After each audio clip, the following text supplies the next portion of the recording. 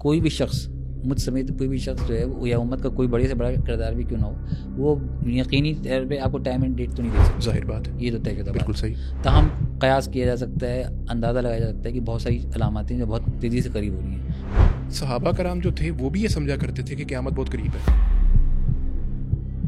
اور اس بات کو بھی جیسے آپ نے کہا 15 صدیاں گزر چکی ہیں تو ابھی تک تو نہیں آئی. تو یہ قربت کا جو یہ ایک کانسیپٹ ہے، یہ پھر کیا ہوگا کہ کتنا قریب ہے؟ علامات صغریٰ تقریباً تمام پوری ہو چکی ہیں. اچھا، اب ہم علامات کبریٰ کی طرف تیزی سے گامزن ہیں، اور اس سلسلے کی جو سب سے بڑی نشانی میری نظر میں وہ ہے خود اسرائیلی ریاست کا قیام. حجاز کا جو ایریا ہے، ایک تو پہلی بات ہے کہ وہاں پر ہی ذکر ہے کہ امام مہدی جو ہے ان کا ظہور ہوگا. دوسرا، اس سے پہلے جو آتا ہے کہ عربوں کے اندر بڑی تباہی ہوگی. کوئی بھی اسلامی ملک طاقت کا محور نہیں رکھتا. اچھا، کسی درجے میں پاکستان نے اب اپنے آپ کو منوا لیا، اور اللہ کی مدد سے کرے، اور اللہ اس کو قائم بھی رکھے. بالکل، آمین آمین. اور یہ ایک اچھی بات ہے، یہ سمجھیں کہ ویرانے میں جیسے چپکے سے باہر آ جائے. آپ جس میٹیریلزم کا ذکر کر رہے ہیں، یہ تو مادہ پرستی تو اس قدر سرایت کر چکی ہے کہ مجھے تو اپنے کوئی رسم و رواج نظر ایسے نہیں آ رہے کہ جس کے اندر مادہ پرستی نہ ہو. شیطان کی شیطانیت صرف یہیں تک نہیں رہتی، بلکہ اس سے بھی کہیں بڑھ کر ایک آیت ہے، وہ بڑی خطرناک آیت ہے، اور اس کی تفسیر میں اکثر مفسرین آگے بڑھ رہے ہیں. سب سے بات زیادہ کی جانے والی جو بات ہے نا، وہ دیوار ہے، وہ جس کے پیچھے ذوالقرنین علیہ السلام نے ان کو چن دیا تھا. اب کچھ لوگ آپ کو پتہ ہے کہ کہتے ہیں وہ چین ہے، دیواریں چین ہے، کچھ کہتی ہیں، کوئی کچھ کہتی ہیں. نسل آدم کو ضلالت اور گمراہی میں مبتلا کرنے کا کام جو ہے وہ اصلاً شیطان کا ہے، اور اللہ کا اصلاً کام ہدایت دینا ہے. جو دجال کے بارے میں آتا ہے کہ اس کے پاس جو غیر مرئی قوتیں ہوں گی، کیا وہ جادو ہوگا یا ٹیکنالوجی؟ حدیث سے بالکل ثابت ہوتا ہے کہ لط کے مقام پر سیدنا عیسیٰ علیہ السلام کو دیکھ کر دجال پگھلنا شروع کر دے گا. اس کا پگھلنا بھی جن و شیطان ہونے کو ظاہر کرتا ہے، نہ کہ انسان ہونے کو. بسم اللہ الرحمن الرحیم. السلام علیکم ورحمۃ اللہ وبرکاتہ. ناظرین کرام، میں ڈاکٹر عمر فاروق سعید ریشنل ریفلیکشنز کے ایک اور ایپیسوڈ کے ساتھ آپ کی خدمت میں حاضر ہوں. ناظرین، آج کا جو ٹاپک ہم آپ کے ساتھ ڈسکس کریں گے، آپ کے سامنے پیش کریں گے، اس حوالے سے بہت سے لوگ انٹرسٹڈ، بلکہ میں اگر کہوں کہ سوشل میڈیا پہ میری ریڈنگ کے اندر سب سے زیادہ انٹرسٹڈ ہوتے ہیں. تو اسی حوالے سے بہت لے دے ہوتی ہے اس ٹاپک کے متعلق. فار ایگزامپل، کچھ اس حوالے سے 3 بیسک موضوعات ہیں جو کہ سب سے زیادہ ڈسکس ہوتے ہیں. نمبر 1 علامات قیامت، اسی طرح سے دجال کا خروج، اور اس کے علاوہ یاجوج ماجوج. اب یہ وہ 3 موضوعات ہیں جس کے بارے میں لوگوں کا انٹرسٹ تو بہت ہے، لیکن اس کے کنٹینٹ کی بھرمار کی وجہ سے بہت سے لوگ ایسی باتیں بھی کہہ جاتے ہیں یا بتا دیتے ہیں کہ جو واقعتاً یا تو درست معلوم نہیں ہوتی یا بہت ویک ہوتی ہیں اپنی سٹینڈنگ کے اندر. اسی حوالے سے ہمیں ایک ایکسپرٹ اوپینین کی بھی ضرورت تھی، اور یہ بھی جاننے کی ضرورت تھی کہ آخر وہ کون سی اوتھینٹک نریشنز، کون سی احادیث، کون سے واقعات ہیں کہ جو ہمیں سمجھنے چاہیے. اور پھر اس حوالے سے ہماری گائیڈنس کے لیے ہم نے آج اسپیشلی اسٹوڈیو میں دعوت دی کراچی سے آئے ہوئے ریسرچ اسکالر، اسلامک اسکیٹولوجی کے ایکسپرٹ ہیں. سب سے پہلے تو آپ کا بہت شکریہ، میں تعارف کروا دوں، شیخ تنزیل صدیقی صاحب. بہت زیادہ کتب، اور میں ان کے باقاعدہ طور کے اوپر جرنلس جو ہے وہ پڑھا کرتا تھا. ان کا جو دجالیت کے اوپر کام ہے، الواقعہ ان کا ایک جرنل ہے، اس کے اندر یہ پبلش بھی کر رہے ہیں ایک عرصے سے. اسپیشل ان کی کچھ ایشوز بھی نکلتے ہیں. اسی حوالے سے میں سب سے پہلے آپ کو ویلکم کرتا ہوں شو میں. اور میں آپ سے مختصراً سب سے پہلے نا ایک نظریہ سمجھنا چاہتا ہوں جو آئیڈیالوجی اسلام میں. دیکھیں، اس میں کوئی شک نہیں کہ احادیث کی کتب میں علامات قیامت اور ان موضوعات کا ذکر بہت کثرت سے موجود ہے. بلکہ اگر میں غلط نہیں ہوں تو ہر کسی حدیث کی کتب کے اندر، جو جتنی حدیث کی کتب میں باب الفتن کر کے ابواب ضرور ہوتے ہیں، یا علامات کی کتاب الرقائق وغیرہ، باب الفتن یا اس قسم کی کوئی ابواب ہوتے ہیں جن کے اندر ایسے کچھ واقعات یا ایسی کچھ حوالے مل جاتے ہیں جو کہ آخر الزماں، آخرت کی جو ہیں منازل اس کے متعلق ہوتی ہیں. تو اس کا مطلب ہے اسلام میں کہا تو گیا ہے، یہ باتیں ہمیں بتائی تو گئی ہیں. ہم کس طرح سے یہ چیز جان سکتے ہیں کہ کون سی بات درست ہے اور کون سی ہے جو لوگ بتا رہے ہیں؟ ایک عام آدمی کیسے سمجھے گا کہ وہ بات درست نہیں ہے؟ شکریہ ڈاکٹر صاحب. سب سے پہلے تو میں ناظرین کو السلام علیکم ورحمۃ اللہ وبرکاتہ کہنا چاہتا ہوں. جہاں تک آپ نے یہ بات کی کہ ہم کیسے سمجھ سکتے ہیں، تو اس کا پیمانہ جو ہے وہ کتاب و سنت ہے. تو سب سے پہلی چیز یہ دیکھنی چاہیے کہ کون سی چیز نصوص سے ثابت ہو رہی ہے اور کون سی چیز لوگوں کا اپنا ذاتی نظریہ ہے. ٹھیک ہے. نظریہ نصوص نہیں بن سکتا، اور نصوص جو ہے وہ نظریے کے منزل پہ نہیں آ سکتا. نصوص کا مرتبہ بہرحال بلند ہے. نصوص مطلب نصوص سے مراد کیا ہوگا؟ قرآنی آیات سے جو چیزیں ثابت ہو رہی ہیں یا احادیث صحیحہ سے جو چیز ثابت ہو رہی ہے. ٹھیک ہے. یعنی دجال کی آمد نصوص سے ثابت ہو رہی ہے، ہم اس کو مفروضہ نہیں کہہ سکتے. یاجوج ماجوج کا وجود نصوص سے ثابت ہو رہا ہے، اس کو مفروضہ نہیں کہہ سکتے. باقی بہت ساری قصے کہانیاں ان سب واقعات کے ذیل میں آ گئی ہیں. کچھ لوگ حضرت عیسیٰ علیہ السلام کی آمد کو وہ کہتے ہیں کہ وہ احادیث جو ہے وہ ضعیف ہیں، کچھ ایسا، یہ درست ہے؟ لیکن کچھ لوگ تو یقیناً کہتے ہیں. اچھا. لیکن ان کا کہنا تو ہم دلائل کی روشنی میں دیکھیں گے. ٹھیک ہے. تو نزول عیسیٰ کے ماننے والے جو محدثین ان کی تعداد بہت زیادہ ہے، اس پر اجماع امت ہے تقریباً. اچھا. تو ہم ظاہر اس کی بات کریں گے. صحیح. تو میں نے ایک مقالہ بھی لکھا ہے جی نزول عیسیٰ علیہ السلام قرآن کریم کی روشنی میں. اچھا. تو خالص قرآن کی روشنی میں جو میں نے اس کا جائزہ لیا ہے. ایک بات یہ کہی جاتی ہے کہ اگر وہ اتنا اہم ایک واقعہ ہے تو اس کا قرآن میں ذکر کیوں نہیں ہے؟ کہ ہے ذکر اس کا؟ دیکھیں قرآن پاک کے جب نازل ہوا جی اس وقت حضرت عیسیٰ علیہ السلام کے حوالے سے عیسائیوں میں کچھ نظریات پائے جاتے تھے. جی. جیسے بن باپ کے پیدا ہوئے. بالکل. اور مختلف کی وہ قیامت کے دن آئیں گے نہیں آئیں گے. تو بہرحال قرآن پاک نے ان کے حوالے سے مختلف نظریات کی واضح بات کی، لیکن نزول عیسیٰ کے حوالے سے اللہ تعالیٰ نے کوئی بیان نہیں دیا قرآن پاک میں. اچھا. یعنی تائید ہی کی کہ وہ آئیں گے. باقی ہر خیال کی جو یہودیوں نے قائم کر رکھی تھی اس کی تردید کی. جیسے میرے مقالے میں اس کی نشاندہی ہے. ٹھیک. دیکھیں جب عیسیٰ علیہ السلام دنیا سے تشریف لے گئے تو ان کی ذات کے حوالے سے 4 بنیادی عقائد تھے جو عیسائیوں میں پائے جاتے تھے یا یہودیوں نے پھیلا رکھے تھے، جو بھی کہیے.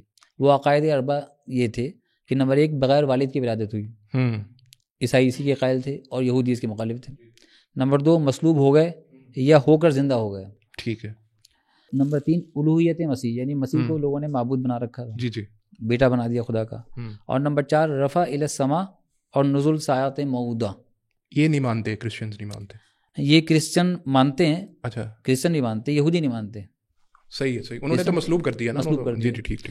تو اس حوالے سے ہم دیکھتے ہیں کہ قرآن پاک کیا رویہ رکھتا ہے اس کے بارے میں. ٹھیک ہے. اور کیا جواب دیتا ہے. تو آپ دیکھیں کہ حضرت عیسیٰ علیہ السلام کے والد کے حوالے سے قرآن پاک نے صاف بتا دیا کہ وہ بغیر باپ کے پیدا ہوئے. بالکل صحیح. اسی طرح مصلوب ہونا یا ہو کر زندہ ہو جانے کے حوالے سے صاف کہہ دیا کہ وما قتلوہ وما صلبوہ. تو یہ بھی صاف بتا دیا. الوہیت مسیح کی تو تردید پورا قرآن پاک میں ہی موجود ہے، توحید واشگاف لفظوں میں بیان ہوا ہے. لیکن چوتھی بات کو قرآن پاک نے صریحاً نہیں انکار کیا. ٹھیک ہے. ایک تو ہماری یہی دلیل بنتی ہے. اور پھر بہت ساری آیات ایسی ہیں چند ایک جن سے محدثین نے استدلال کیا، مفسرین نے بھی استدلال کیا ہے کہ وہ نزول ساعت کے لیے نزول عیسیٰ کے حوالے سے ہی ہے. تو جب ہمارا نظریہ ہے کہ سب سے بڑی بات یہ کہ ہم احادیث کے منکر نہیں ہیں، اور احادیث میں اس کا ذکر بہت کثرت سے ہے. یعنی بخاری میں، مسلم میں اور کتب احادیث میں آپ کو ہر حدیث نہیں مل جائے. پھر دیکھیں نا قرآن پاک کہہ رہا ہے کہ وما قتلوہ یقیناً بل رفعہ اللہ الیہ. تو یہاں بل کا فائدہ ہی کیا؟ اور بعض لوگ کہتے ہیں کہ رفع کا مطلب جو ہے وہ مراتب مراتب کے حوالے سے، عزت و مرتبت کے حوالے سے. لیکن یہ تو وہی بات ہوگی کہ تمہیں قتل نہیں کیا گیا یقیناً، بلکہ تمہارا مرتبہ بلند کیا گیا ہے. یہ اچھا بل کا فائدہ ہی ختم ہو جاتا ہے. ٹھیک. تو یہاں رفع جو ہے وہ باقاعدہ حقیقی معنوں میں استعمال ہو رہا ہے.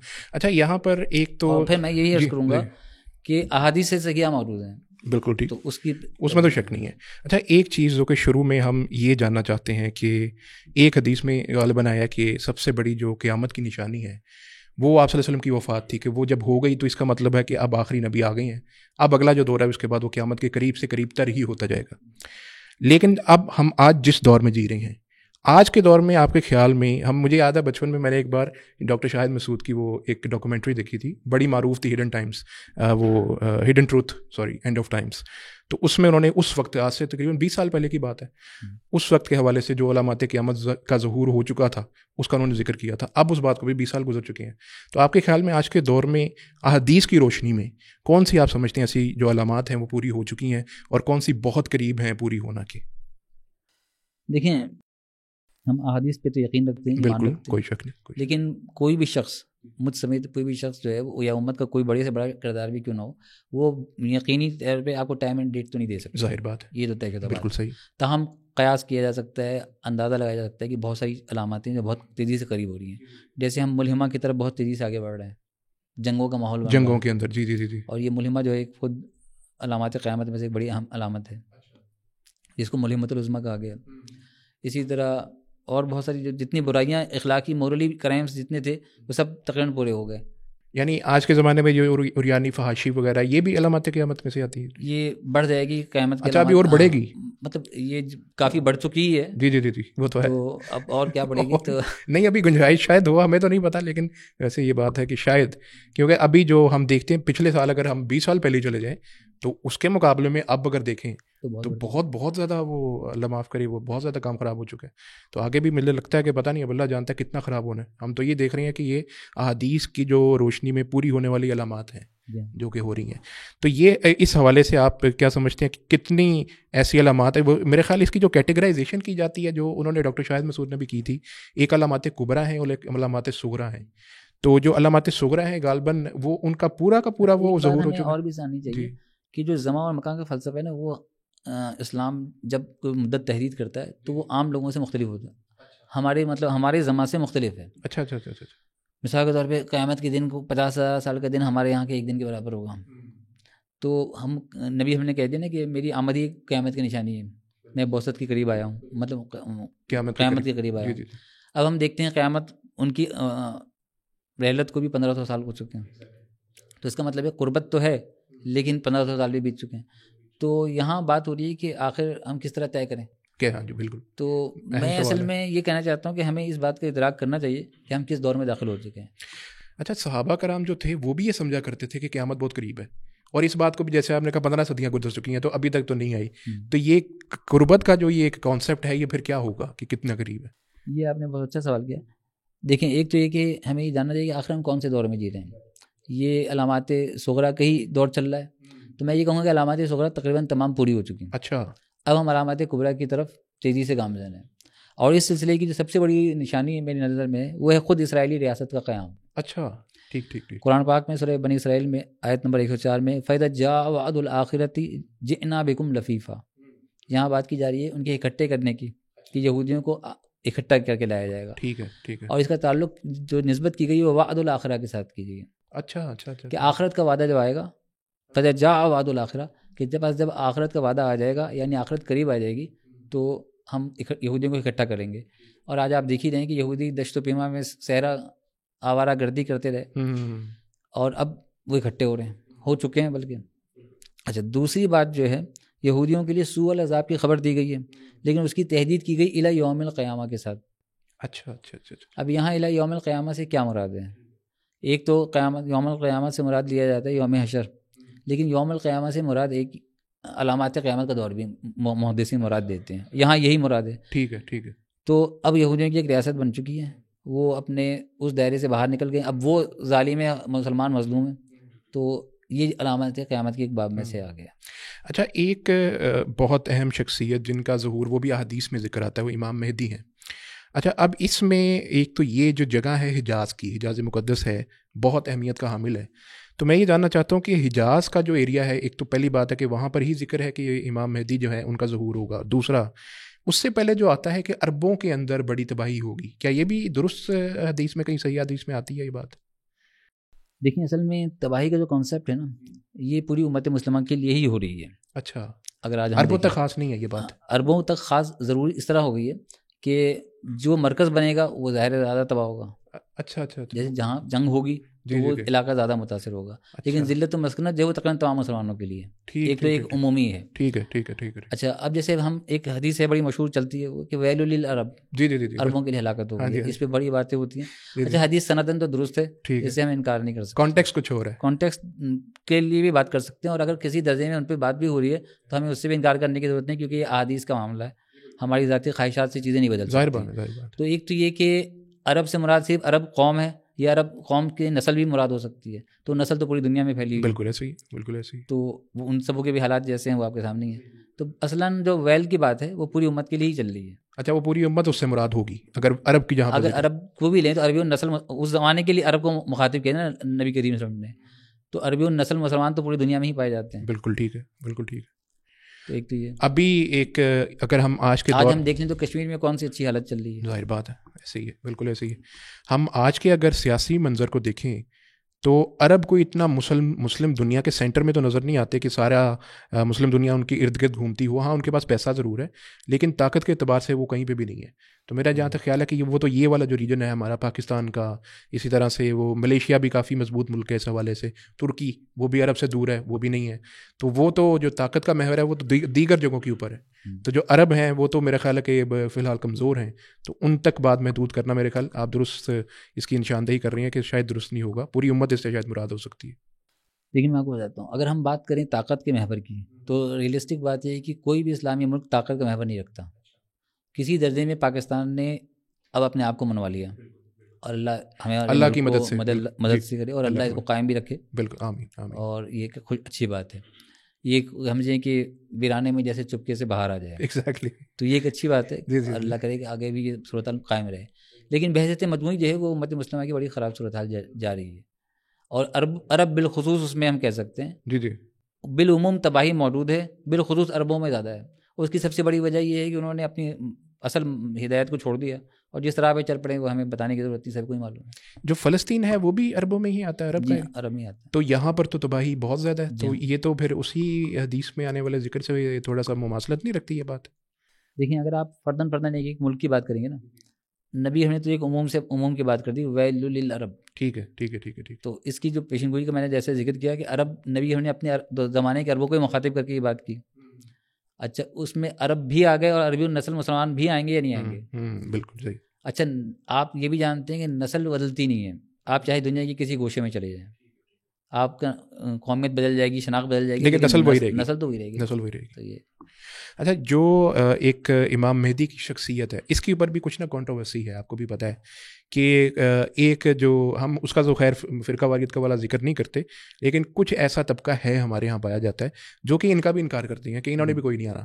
اور میں نے تو حیرانی کی بات ہے، اب ہم نام نہیں لے سکتے، لیکن بڑے بڑے ایسے علماء کو بھی جن سے امید نہیں تھی، انہوں نے بھی کہا ہے کہ نہیں، یہ کوئی چکر نہیں ہے ایسا کوئی. تو کیا آپ اس بارے میں بتانا چاہیں گے کہ امام مہدی کی شخصیت بطور کوئی امام، بطور کوئی سیاسی لیڈر، یا کس حیثیت میں آئے گی آپ سے؟ یعنی یہ میرا سوال ہے. لیکن جن لوگوں نے نزول عیسیٰ کا انکار کیا ہو تو بدل جائے اولا امام مہدی کا انکار کر دیں گے. ایک تو ہوگی یہ بات. دوسری بات میں آپ کو عرض کروں گا کہ امام مہدی کے حوالے سے ہمارے تصورات اصل میں کافی غلط سلط ہیں. اچھا. ایک تو میں کہوں گا اہل تشیع کا جو امام مہدی ہے اس کا تصور بالکل مختلف ہے. جی وہ تو ہے، وہ ہمارے تصور مہدی سے بالکل ایسی بالکل ایسی. اچھا، ہمارے یہاں مہدی کے حوالے سے ضعیف روایات بہت زیادہ ہیں، اور بعض دفعہ بالکل موضوع روایات بھی ہیں. تاہم ایسا نہیں ہے کہ صحیح اور حسن درجے کی روایت نہ ہو. تو ہمارے ہاں جو صحیح احادیث سے یا حسن درجے کی احادیث سے جو بات معلوم ہوتی ہے وہ صرف اتنی ہے کہ آخری دور میں خلیفہ ہوگا جو ظلم سے بھری ہوئی زمین کو عدل سے بھر دے گا. اچھا. تو یہ ایک پیشن گوئی ہے، اور اس میں کوئی امر استباد ہے ہی نہیں. مطلب کوئی بہت سگنیفیکنٹ ایونٹ اتنا نہیں ذکر ہے کہ جتنی شد و مت سے کہا جاتا ہے اتنی شد و مت سے صحیح حدیث میں نہیں ذکر ہے. اچھا. اور وہ جو آتا ہے کہ ان کا نام محمد بن عبداللہ ہوگا اور وہ آپ صلی اللہ علیہ وسلم کی نسل سے، اس میں بھی کوئی ایسی بات نہیں ہے. اچھا. کیونکہ یہ بھی ایک علامت پیشن گوئی کے طور پر ہے، ان کی شخصی پیشن گوئی ہے کہ وہ محمد بن عبداللہ ان کا نام ہوگا، اور وہ نبی ہم سے صورت بھی مشابہ ہوں گے. اچھا. اور ان کی نسل سے ہوں گے، حضرت حسن رضی اللہ تعالیٰ عنہ کی نسل. اچھا ماشاء. تو یہ جو سنن نبی داؤد کے حدیث میں، اچھا، یہ سنن نبی داؤد میں، تو ان کی جو پہچان ہے مسلمانوں میں وہ کس طرح سے ہوگی؟ وہ بھی کوئی خاص اس کا میکینزم بتایا گیا حدیث میں؟ اس میں جہاں تک آیا ہے کہ وہ اصل میں مکہ سے مدینہ سے جائیں گے مکہ، تو وہاں ان کو پہچانیں گے اور پھر ان کی بیعت ہوگی. اچھا، مطلب ہے کہ وہ اس دور کے اندر وہ ایسے حالات ہوں گے کہ آٹومیٹکلی ان کی پہچان ہو جائے گی. اچھا. اس کے بہت بعد، مطلب بہت بعد نہیں، اس کے بہت قریب، وہ ایک ایسا ایک ایونٹ یا ایسی شخصیت ہے جس کے بارے میں دو نظریات ہیں. جیسے پوڈکاسٹ سے پہلے میری آپ سے بات ہو رہی تھی کہ دو نظریات ہیں. ایک تو دجال، اس کی بذات ایک شخصیت، اور پھر بذات ایک نظام جس کو دجالیت کہتی ہیں. تو ایک تو ایسے وہ بھی لوگ ہیں جو کہ اس کو بھی نہیں مانتے کہ وہ دجال شخصیت نہیں ہے، وہ بس نظام ہی ہے. ایک تو یہ میں جاننا چاہوں گا کہ اس کی شخصیت نمبر ایک وہ ہے، درست بات ہے، صحیح حدیث میں ہے؟ اگر ہے تو کیا وہ انسان ہے، جن ہے، کیا ہے وہ؟ اور تیسرا یہ کہ سب سے اہم چیز کہ یہ جو نظام ہے دجالیت، اس کے بارے میں بتائیں کہ یہ کیا چیز؟ دیکھیں، جہاں تک احادیث کا مطالعہ کیا جائے تو دجال ایک فرد بھی ہے اور نظام بھی ہے. ٹھیک ہے. نظام کی تیاری پوری ہو چکی ہے اور نظام قائم ہو چکا ہے. نظام میں ہم داخل ہو رہے ہیں اور تیزی سے داخل ہوتے چلے جا رہے ہیں. فرد کا آنا باقی ہے. فرد یہ بنی آدم میں سے ہے یہ؟ اچھا، یہ اب آپ نے سوال کر لیا، لیکن یہ میری ذاتی تحقیق جو ہے نا وہ اس کے برعکس ہے.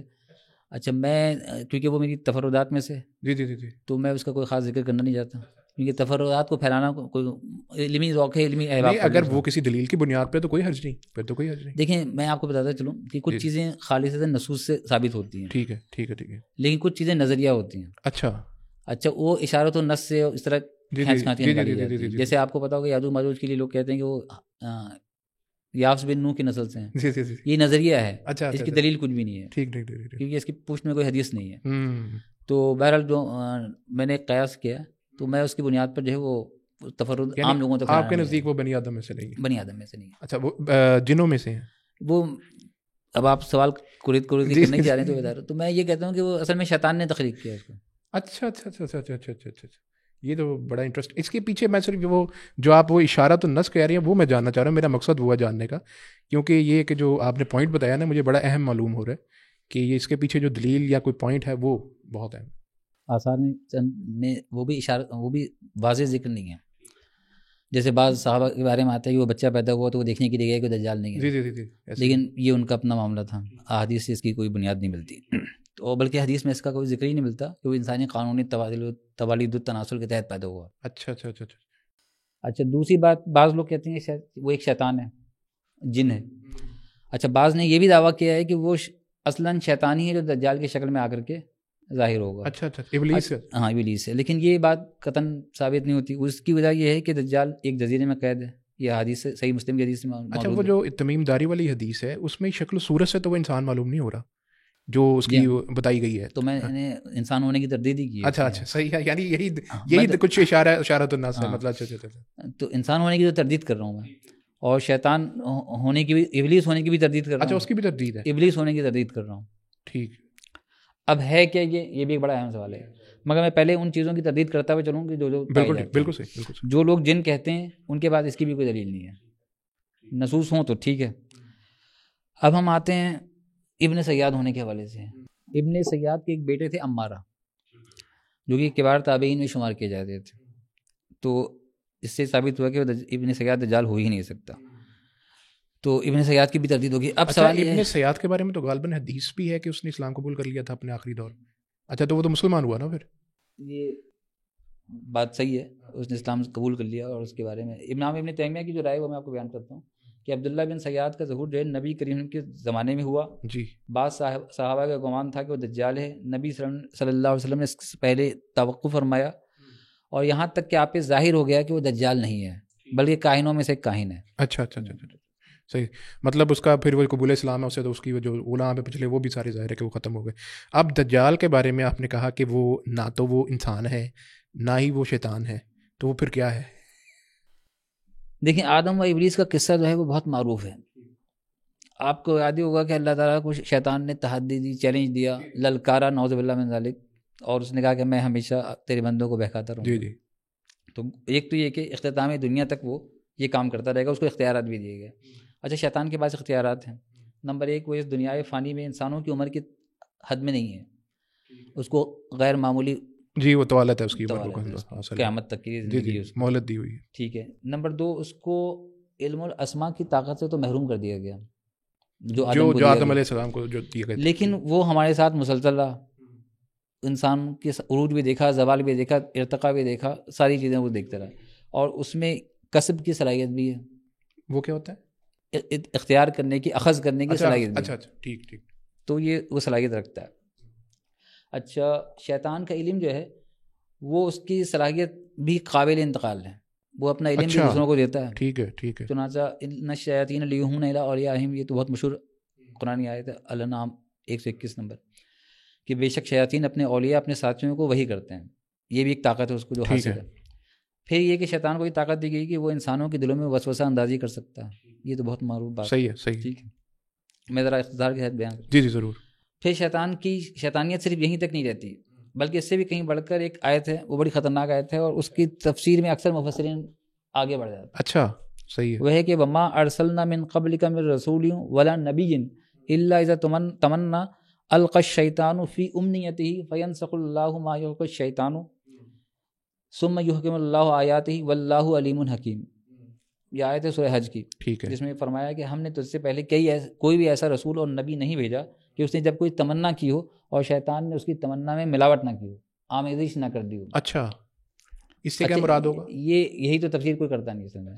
تو بہرحال اس کے لیے ایک روایت پیش کی جاتی ہے, وہ تلک الغرانیق والی, لیکن تلک الغرانیق والی روایت خود ہی ضعیف ہے, یہ بھی آپ جانتے ہیں. تو بہرحال یہ ایک آیت مشکل آیت ہے بہرحال, اور اس کو امام راضی نے بھی تسلیم کیا کہ یہ آیت قرآن کے مشکل مقامات میں سے ایک ہے. ٹھیک ہے. میں بھی اس سے صرف یہی استدلال کرنا چاہتا ہوں کہ آپ شیطان کے اختیارات دیکھیں کہ وہ نبی رسول کے معاملات میں بھی مداخلت کرتا تھا, یہ قرآن پاک میں ذکر ہے. تاہم یہ ہے کہ اس کی مداخلت کامیاب نہیں ہو سکتی تھی. اس کی وجہ یہ کہ اللہ تعالیٰ شیطان کی آمیزش کو دور کر کے اپنی آیات کو مضبوط اور محکم کر دیتا تھا. کیا اس سے وہ تو مراد نہیں ہے جو حدیث میں آتا ہے ایک شیطان نے صرف 3 لوگوں کو نہیں چھوا جب ان کی پیدائش ہوئی, ایک عیسیٰ ابن مریم کو, ایک عمار بن یاسر کو, تیسرا میرے خیال آپ صلی اللہ علیہ وسلم کی ذات کو. تو کیا اس سے یہ بھی مراد ہو سکتی ہے کہ شیطان نے چھوا نہیں جس کی وجہ سے بچہ روتا ہے, پیدا ہوتا ہے؟ نہیں, یہ تو ویسے ایک عمومی حدیث ہے, بہت سے بچے پیدا نہیں بھی روتے. اچھا ٹھیک ہے. یہ تو ایک حدیث ہے کہ جب کوئی روتا ہے تو سمجھے شیطان اس کو کچوکے مارتا ہے. اچھا. تو بہت سے اللہ کے نیک بندے یا پیدائشی طور پہ اللہ تعالیٰ کی رحمت کے مستحق بچے ہیں جو اس سے بچے بھی رہتے ہیں. تو خیر میں نے اس آیت کو جو پیش کیا ہے وہ صرف اس لحاظ سے پیش کیا ہے کہ میں شیطان کی جو اللہ تعالیٰ نے اختیارات دیے ہیں وہ یہ بتا رہا ہوں. تاہم وہ رسولوں پہ کبھی کامیاب نہیں ہوا, اور یہ اللہ تعالیٰ نے خود ہی کہہ دیا کہ ثم یحکم اللہ آیاتہ, کہ اللہ تعالیٰ نے اپنے آیات کو محکم کر دیا. تو شیطان نے جو بھی ملاوٹ کی تھی وہ دور ہو گئی. تو یہ تو ہوگی کلیئر. میں صرف اس کے دائرۂ اختیار کو واضح کرنا چاہتا ہوں. پھر دوسری بات یہ ہے کہ احادیث اور روایات سے ثابت ہوتا ہے, اور صحیح روایات سے, کہ شیطان انسانی شکل میں بھی آتا ہے. اچھا. جیسے بدر کے مقام پہ آیا, یا نبی ہم کے قتل کا مشورہ دینے کے لیے شیخ نجدی بن کر آیا. جی جی بالکل. تو اس طرح کے بہت سارے واقعات ہمیں جو عرب سرداروں کو, مکہ کے سرداروں کو. صحیح.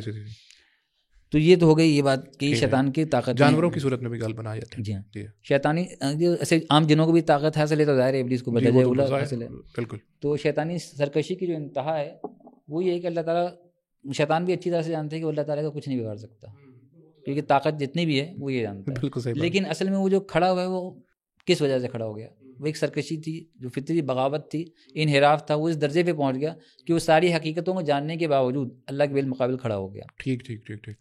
اب جب کھڑا ہو گیا تو اس نے اللہ تعالیٰ سے جو چیز مانگی وہ تھی کہ آپ کی نسل پہ میں اپنا قابو کر کے رہوں گا, اور اس کو بھٹکا کے رہوں گا. اللہ تعالیٰ نے بھی اس کو عہد دے دیا. اب یہاں ایک تکوینی حقیقت کو سمجھنے کی ضرورت ہے. اچھا.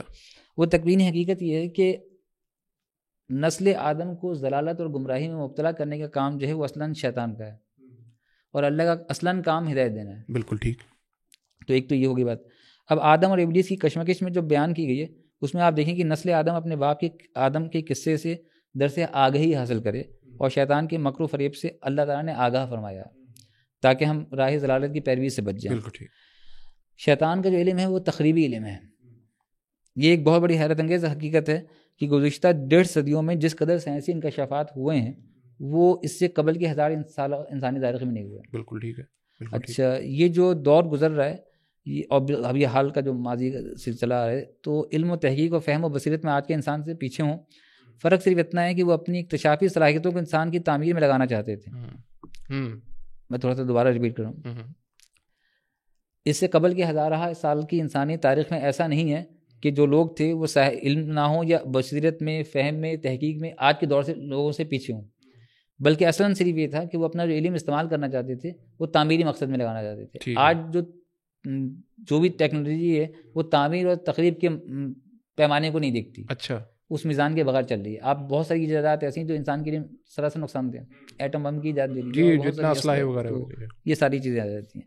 تو شیطان کا جو علم ہے وہ تخریب کی بنیاد پر ہے. اور جیسا کہ میں نے وہ قرآن آیت بتائی تھی کہ وہ ان الشیاطین لیوحون الی اولیائہ, تو یہ اس کو طاقت حاصل ہے. تخریب کاری بھی تو ایک علم ہی ہے نا, لیکن وہ برا علم ہے. برا علم ہے. اب میں دوبارہ اپنے مطلب کی طرف آتا ہوں. موضوع ہے کہ دنیا میں جینیاتی سائنس جو ہے وہ ایک بہت بڑی حقیقت ہے, اور جینیٹیکل سائنس پہ بہت کام ہو رہا ہے. بالکل صحیح. بہت کوشش ہو رہی ہے. بالکل صحیح. اور آج آپ کو معلوم ہے کلوننگ ہو رہی ہے اور بہت ساری چیزیں ہو رہی ہیں. تو یہ سب جب چیزیں ہو رہی ہیں, جین ایڈیٹنگ وغیرہ ہے, تو بہت ساری چیزیں, مطلب سروگیسی وغیرہ تو بہت عام چیز, وہ تو بہت آگے معاملہ جا چکا ہے. تو شیطان بھی ظاہر یہ علم جانتا ہی ہے, اس نے بھی یہ سب چیزیں صدیوں سے دیکھی ہوئی ہیں. جو چیزیں آج ہمارے یہاں عملی مظاہر پہ آئی ہیں وہ نظریاتی طور پہ بہت پہلے سے موجود تھیں.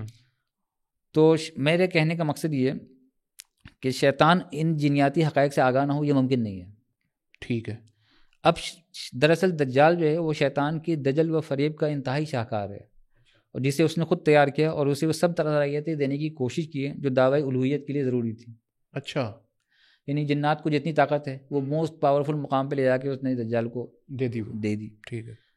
اچھا, دجال چونکہ شیطانی تقریب کی سب سے بڑی کاوش ہے, اس لیے ہر نبی نے اپنی امت کو اسے ڈرایا ہے کہ دجال کا ظہور جو ہے وہ کوئی غیر معمولی نتیجہ برپا کرنے سے قاصر رہتا جب تک کہ کوئی نبی رہتا. بالکل ٹھیک. اسی لیے شیطان نے بھی اس کے لیے ایک مقام چنا کہ ویسا ماحول معاشرہ بنے, دجالی معاشرہ بن جائے, مادیت پرستی پہ ڈپینڈ کرتا ہو, تب اس کو ظاہر ہوگا. اب ہم نے اصل میں یہ جو نقطہ نظر پیش کیا ہے اس کی توجہ کیا ہے تو میں اس کی کچھ توجیحات پیش کرتا ہوں. نمبر 1 تو قصہ ابلیس و آدم سے ثابت ہوتا ہے کہ شیطان نے براہ راست اللہ رب العزت کو چیلنج کیا اور حق کے خلاف اپنی جنگ کا آغاز کیا. اس لیے یہ کسی طرح مناسب نہیں کہ اختتام دنیا میں ہونے والی فیصلہ کن جنگ میں اس کا اپنا کردار ثانوی حیثیت رکھے. ایک تو یہ لاجیکل سی بات. بہرحال دوسری بات یہ ہے کہ جس طرح سیدنا عیسیٰ مسیح الہدایہ ہیں اسی طرح دجال مسیح الضلالہ ہے. تو سیدنا عیسیٰ نور کی علامت ہے تو دجال ظلمت کی علامت ہے, اور انسان کو ضلالت و گمراہی سے روشناس کرانے کے تمام راستے شیطان کی طرف جاتے ہیں.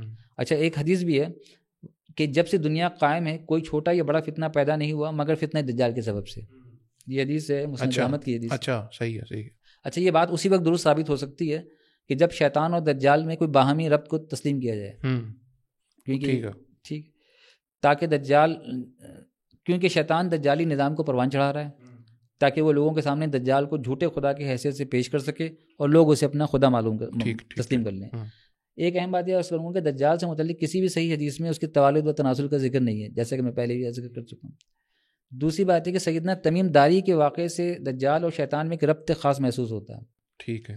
اس کے انسان ہونے کی نفی ہوتی ہے اور جنات سے اس کا قوی تعلق ثابت ہوتا ہے. جساسہ جو اس کی جو صفات بیان کی گئی وہ اس کے جن ہونے پہ دلالت کرتی ہیں, کیونکہ اتنی لمبی عمر تو انسانوں کی نہیں ہوتی, تو جو جنوں وغیرہ کی ہی ہوتی ہے. اب تک انسانی تاریخ میں سیدنا تمیم داری اور ان کے چند ساتھی ہیں جنہوں نے دجال کو براہ راست دیکھا ہے. ان کے واقعے سے بھی یہی ظاہر ہوتا ہے کہ اس وقت دجال ایک جزیرے میں قید تھا جہاں انسانی آبادی نہیں تھی بلکہ جساسہ کے کردار سے شیطانی و جناتی ہونے کے خیال کو تقویت ملتی ہے. اچھا, صدیوں پر محیط دجال کی جو عمر ہے وہ بھی انسان ہونے کی نفی کر رہی ہوتی ہے. حدیث سے بالکل ثابت ہوتا ہے کہ لد کے مقام پر سیدنا عیسیٰ علیہ السلام کو دیکھ کر دجال پگھلنا شروع کر دے گا. اس کا پگھلنا بھی جن و شیطان ہونے کو ظاہر کرتا ہے نہ کہ انسان ہونے کو. صحیح, انسان تو ایسے نہیں پگھلتا ظاہر ہے. اچھا, تو اس کی تخلیق میں جو ہے نا شیطانی معاملات جو ہے نا وہ ہے. اچھا, یہ جو دجال کی شخصیت کے بارے میں آپ نے ساری چیزیں بتا دی. اچھا, اس سے پہلے کہ میں اس سے دجالیت کے نظام کے بارے میں آپ سے کچھ سوالات کروں, لیکن ایک چیز جو کہ بڑی اہم ہے جو کہ شروع میں اس کا ذکر بھی ہم نے تھوڑا سا کیا لیکن تھوڑی سی اس کی تفصیل درکار ہے. ایک جو فتنہ ہوتا ہے یا جس کو فتن کہتے ہیں, جیسے ایک میں نے کتاب کا بھی ذکر کیا, کتاب الفتن. پہلے تو میں یہ بھی پوچھنا چاہوں گا, یہ جو نعیم بن حماد کی جو کتاب الفتن ہے, کیا یہ اوتھینٹک بک ہے یا نہیں ہے, یہ بھی آپ ضرور بتائیے گا. اور دوسرا یہ جو فتنہ ہے, مطلب ایک عام مسلمان کے لیے آج کے دور کے تناظر کے اندر یہ جو فتنے ہیں ان سے بچاؤ کے لیے, یہ دجالی فتنے ہیں, ہمیں کون سے عملی اقدامات کرنے چاہیے, اور پھر یہ کہ اس کے بعد دجالیت کے جو نظام ہے اس کے بارے میں آپ بتائیے گا. یہ آپ نے سوال کیا کتاب الفتن کے بارے میں, تو ایک تو میں عرض کروں گا کہ اس میں کچھ صحیح حدیثیں بھی ہیں لیکن موضوعات اور ضعیف روایتوں کی بہت کثرت ہے. ٹھیک. تو اس سے کوئی استدلال کی بنیاد تنہا اس کی روایتوں پر نہیں کھڑی کی جاتی. ٹھیک, صحیح ہو گیا. بات ٹھیک ہو گئی. دوسرا آپ کا سوال تھا کہ دجالیت جو ہے اس کا جو یہ جو فتنہ ہے, مطلب ایک تو ہے نا دجالیت کا ایک نظام اور اس سے جو فتنہ کریٹ ہوتا ہے. تو میرا یہ سوال ہے کہ ایک تو فتنہ ہے جو عربی زبان کا لفظ ہے اور ایک فتنہ جس کو ہم اردو میں انڈرسٹینڈ کرتے ہیں, ان دونوں میں کیا فرق ہے, اور یہ کہ جو فتنے آج کے دور کے اندر ہیں ان میں سے ہمیں بچاؤ کے کیا عملی اقدامات کرنے چاہیے ایک عام آدمی کے لیے. عربی میں جب لفظ فتنہ استعمال ہوتا ہے تو آزمائش کے معنوں میں استعمال ہوتا ہے. اچھا, صحیح ہے. اور فتنے میں آزمائش میں لوگ کامیاب بھی ہوتے ہیں ناکام بھی ہوتے ہیں, ایک ایگزام ہے. تو دجال کا فتنہ انہی معنوں میں ہے, اس میں لوگ کامیاب بھی ہوں گے, بچ جائیں گے, جو اور جو ناکام بھی ہوں گے. اب ہم کیسے بچ سکتے ہیں, آپ کا سوال تھا. تو دیکھیں, ایک تو نبی کریم ہم نے سورہ کہف سے خاص نسبت دی دجالیت کو. ٹھیک ہے. اچھا, یہ نسبت جو ہے تبرکن نہیں ہے کہ ہم سورہ کہف پڑھ لیں اور ایک نعوذ باللہ من ذالک اس کو منتر کے طور پر پڑھ لیں کہ وہ منتر پڑھ لیا اور دجال بھاگ جائے گا. جی. جب اس کو خاص نسبت دی ہے تو لازم ہے کہ اس کے بیان میں اس کے اسلوب اسی طرح سے سمجھا جائے, کچھ نہ کچھ بات بھی ہوئی. بالکل. تو ہمیں سورہ کہف میں اثر دجالیت کا پورا چہرہ نظر آتا ہے اور ہم اس اثر دجالیت سے کس طرح بچ سکتے ہیں وہ بھی نظر آتا ہے. اصل میں یہ بات کی, جیسے فار ایگزامپل وہ مال کو بھی قرآن میں یا مال اور اولاد کو بھی فتنہ کہا گیا ہے, تو یہ تو اس لیول کا نہیں ہے میرے خیال جس لیول کا دجال ہے یہ فتنہ انسان کے لیے. تو فرق ہے نا ان فتنوں میں. تو یہاں دجالیت کا فتنہ ہے وہ کس قدر بڑا ہے, وہ تو غالباً حدیث میں تھا سب سے بڑا ہے فتنوں کے اعتبار سے. آپ یہ نہیں ہے کہ کوئی بھی ایسا رسول یا نبی نہیں گزرا جس نے اپنی امت کو خبر نہ, ہاں جی, خبردار نہ کیا, کوئی شک نہیں. تو یہ تو مطلب تو اسی حوالے سے میں چاہوں گا کہ آپ یہ جو دجالیت ہے اس کے کچھ خد و خال بیان کریں. لیکن دجال ایک فرد بھی ہے اور ایک نظام بھی ہے. جیسا کہ میں نے عرض کیا کہ نظام کی طرف ہم تیزی سے بڑھ رہے ہیں. اچھا, دجال مادہ پرستوں کا خدا ہے. اچھا, ٹھیک ہے. کیونکہ جو مادیت پرست لوگ ہوں گے یا مادیت پرست قلوب ہوں گے وہی اس کی طرف ملتفت ہوں گے. ایک روحانی معاشرہ جو کسی بھی درجے کا روحانی معاشرہ ہو, بہت ہی نچلے درجے کا روحانی معاشرہ, وہ بھی کبھی دجال کو قبول نہیں کرے گا. تو آج کل تو بہت مادہ پرستی ہو چکی ہے. تو میں نے روحانی معاشرے کی بات کی ہے کہ روحانی معاشرہ جو لوگ روحانیت پسند ہوں گے وہ کبھی بھی دجال کو قبول نہیں کر سکتے. مادیت پرست ہی حضرات جو ہیں وہ دجال کو قبول کریں گے. تو ایک تو یہ ہو گئی بات. اچھا مادیت پرستی کیا ہے؟ اصل میں ایک خالص اور مادی معاشرہ جو ہے جس میں تصور آخرت مفقود ہو جاتا ہے اور دنیا میں کوئی ضابطۂ اخلاق باقی نہیں رہتا. اچھا.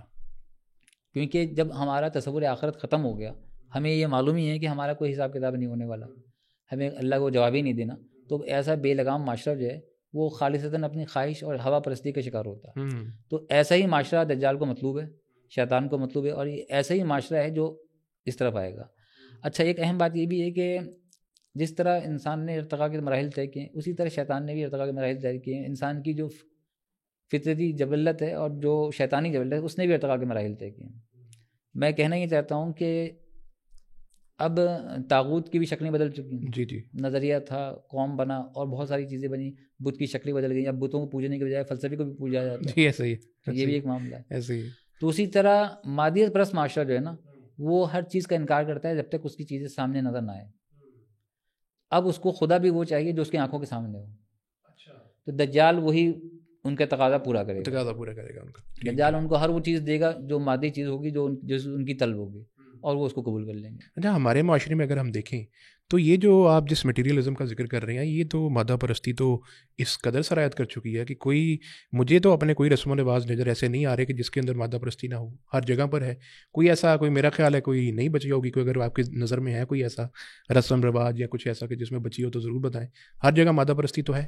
تو دجالیت جو ہے وہ تو پھر سرایت کر چکی ہے مسلم معاشروں میں. تو یہ اس میں کوئی شبہ کی بات نہیں ہے کہ دجالی نظام بہت تیزی سے آ چکا ہے. مادیت پرستی جو ہے وہ بہت تیزی سے ہمارے یہاں صلاحیت کر چکی ہے. ایگزیکٹلی. میں آپ نے مادیت پرستی کی بات چھیڑ دی تو میں ذکر کروں گا کہ قرآن پاک میں سورہ کہف میں جس کا تعلق دجالیت کے موضوع سے خاص طور پہ جوڑا جاتا ہے, عصر دجالیت سے جوڑا گیا ہے. جی. نبی کریم صلی اللہ علیہ وسلم نے, تو اس میں ایک سب سے بڑے شرک کا ذکر ہے, وہ ہے مادیت پرستی کا شرک.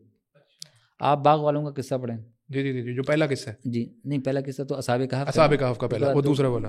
باغ والوں کا قصہ ہے. اس میں ایک مومن ہے اور ایک کافر ہے. تو جو کافر سرکش باغ والا ہے اس کا جو تصور خدا ہے وہ ایک من چاہا تصور خدا ہے. تو مادیت پرست ہمیشہ خدا بھی اپنے مطلب کا چاہتا ہے. اس کو ایسا خدا مطلوب ہے جو اس کو رعایت دے, اس کی غلطیوں پہ بھی پردہ ڈال دے اور اس کو نوازتا ہی رہے, اس کا احتساب نہ کرے. یہ مادیت پرستانہ سوچ ہے. اب آپ نے جو بات کی نا کہ مادیت پرستی رائج ہو چکی ہے, آج لوگوں کی سوچ میں اس طرح کی چیزیں بھی رائج ہو چکی ہیں. بالکل ٹھیک ہے, بالکل صحیح. رحم کا ایک ایسا تصور پیدا کر لیا ہے جو کہ غیر متوازن تصور پیدا ہو گیا رحم کا. تو خدائی رحم کا جو تصور پیدا کر لیا انہوں نے, یہ صرف اپنے منچاہی تصورات کی تشکیل کی ہے. باغ والی قصے میں ہی آپ دیکھیں تو یہ مادیت پرستانہ سوچ ہے. ایک مادیت پرست خدا کے بارے میں اپنے من چاہے تصورات پیدا کر لیتا ہے, اور مادیت پرستی اس دہت کا سب سے بڑا شرک ہے. یہ عصر دجالیت کا سب سے بڑا شرک ہے. اچھا صحیح. وہ کون سی توحید ہے جو انسان ایک مادیت پرستی کی چوکھٹ پہ سجدہ ریز ہو جائے, زمین زر کی دولت میں مبتلا ہو جائے. بدقسمتی سے سکے کی محبت نے ہمارے دلوں کو بھی سکے کی طرح سخت کر دیا, تو تاثیر پذیر قلوب ختم ہو چکا. بالکل ایسے ہی. اچھا اسی سورہ کہف میں اسی واقعے کے بعد ذوالقرنین والا ایک واقعہ آتا ہے. اچھا میں حالانکہ اس بارے میں اچھا ہم زبان سے ذکر بھی کر لیتے ہیں. ویسے فرقان قریشی نام کے ایک کنٹینٹ کریٹر بھی شاید آپ بھی جانتے ہوں گے. یہ بھی میں ناظرین کو بتاتا چلوں, اگر ہم کسی کا ذکر کریں تو احترام میں نہیں کرتے ہیں, اس میں کوئی دوسری ہماری نیت نہیں ہوتی. تو اس قسم کے بہت سے ایسے کریٹر بھی ہیں آج کل کے, آپ کو پتہ ہے کنٹینٹ تو بہت بن رہا ہے ان چیزوں پہ. تو وہ یہ بتاتے ہیں کہ ذوالقرنین جو تھے, نمبر ایک تو وہ ان کی جو شخصیت وہ اس دنیا سے تعلق نہیں رکھتے تھے, وہ کسی اور دنیا سے تھے. پھر یہ کہا جاتا ہے کہ وہ اس دنیا میں صرف وہ 3 اپنے اسفار پہ آئے تھے اور اس کے بعد وہ چلے گئے, اور غالباً وہ دوبارہ بھی آئیں گے ابھی کسی واقعے میں, وہ مجھے نہیں پتا اب اس کی درست بات ہے کہ نہیں. تو میں آپ سے جاننا چاہتا ہوں کہ ان کے بارے میں کیا تفصیل ملتی ہے, ذوالقرنین کے بارے میں اوتھینٹک جو نریشنز میں ملتی ہے. اوتھینٹک تو وہی ہے جو قرآن پاک نے بیان کیا. قرآن پاک نے ان کے 3 اسفار کا ذکر کیا, اور ان کے اسفار کے حوالے سے یہ جو آسمانوں میں سیر کرنے والی بات ہے, ایسی کوئی بات قرآن پاک نے ذکر نہیں کی. اچھا اس سے بڑا کوئی مذاق بھی نہیں ہو سکتا کہ ہم ان اسفار میں خود ہی طے کر لیں کہ وہ مختلف سیاروں سے ڈھونڈتے پھرتے آ رہے ہیں. تو اس کا ان واقعات کا ہماری دنیا سے کیا تعلق ہے. اچھا دوسری بات یہ کہ جو جن محترم کا آپ نے ذکر کیا وہ ماشاءاللہ کافی ذہین, سمجھدار اور قابل آدمی, اور اپنے کام کے لیے وہ بڑی محنت بھی کرتے ہیں, اس میں کوئی شبہ نہیں. جی. لیکن بہرحال انسان ہے, غلطی ان سے ہو سکتی ہے.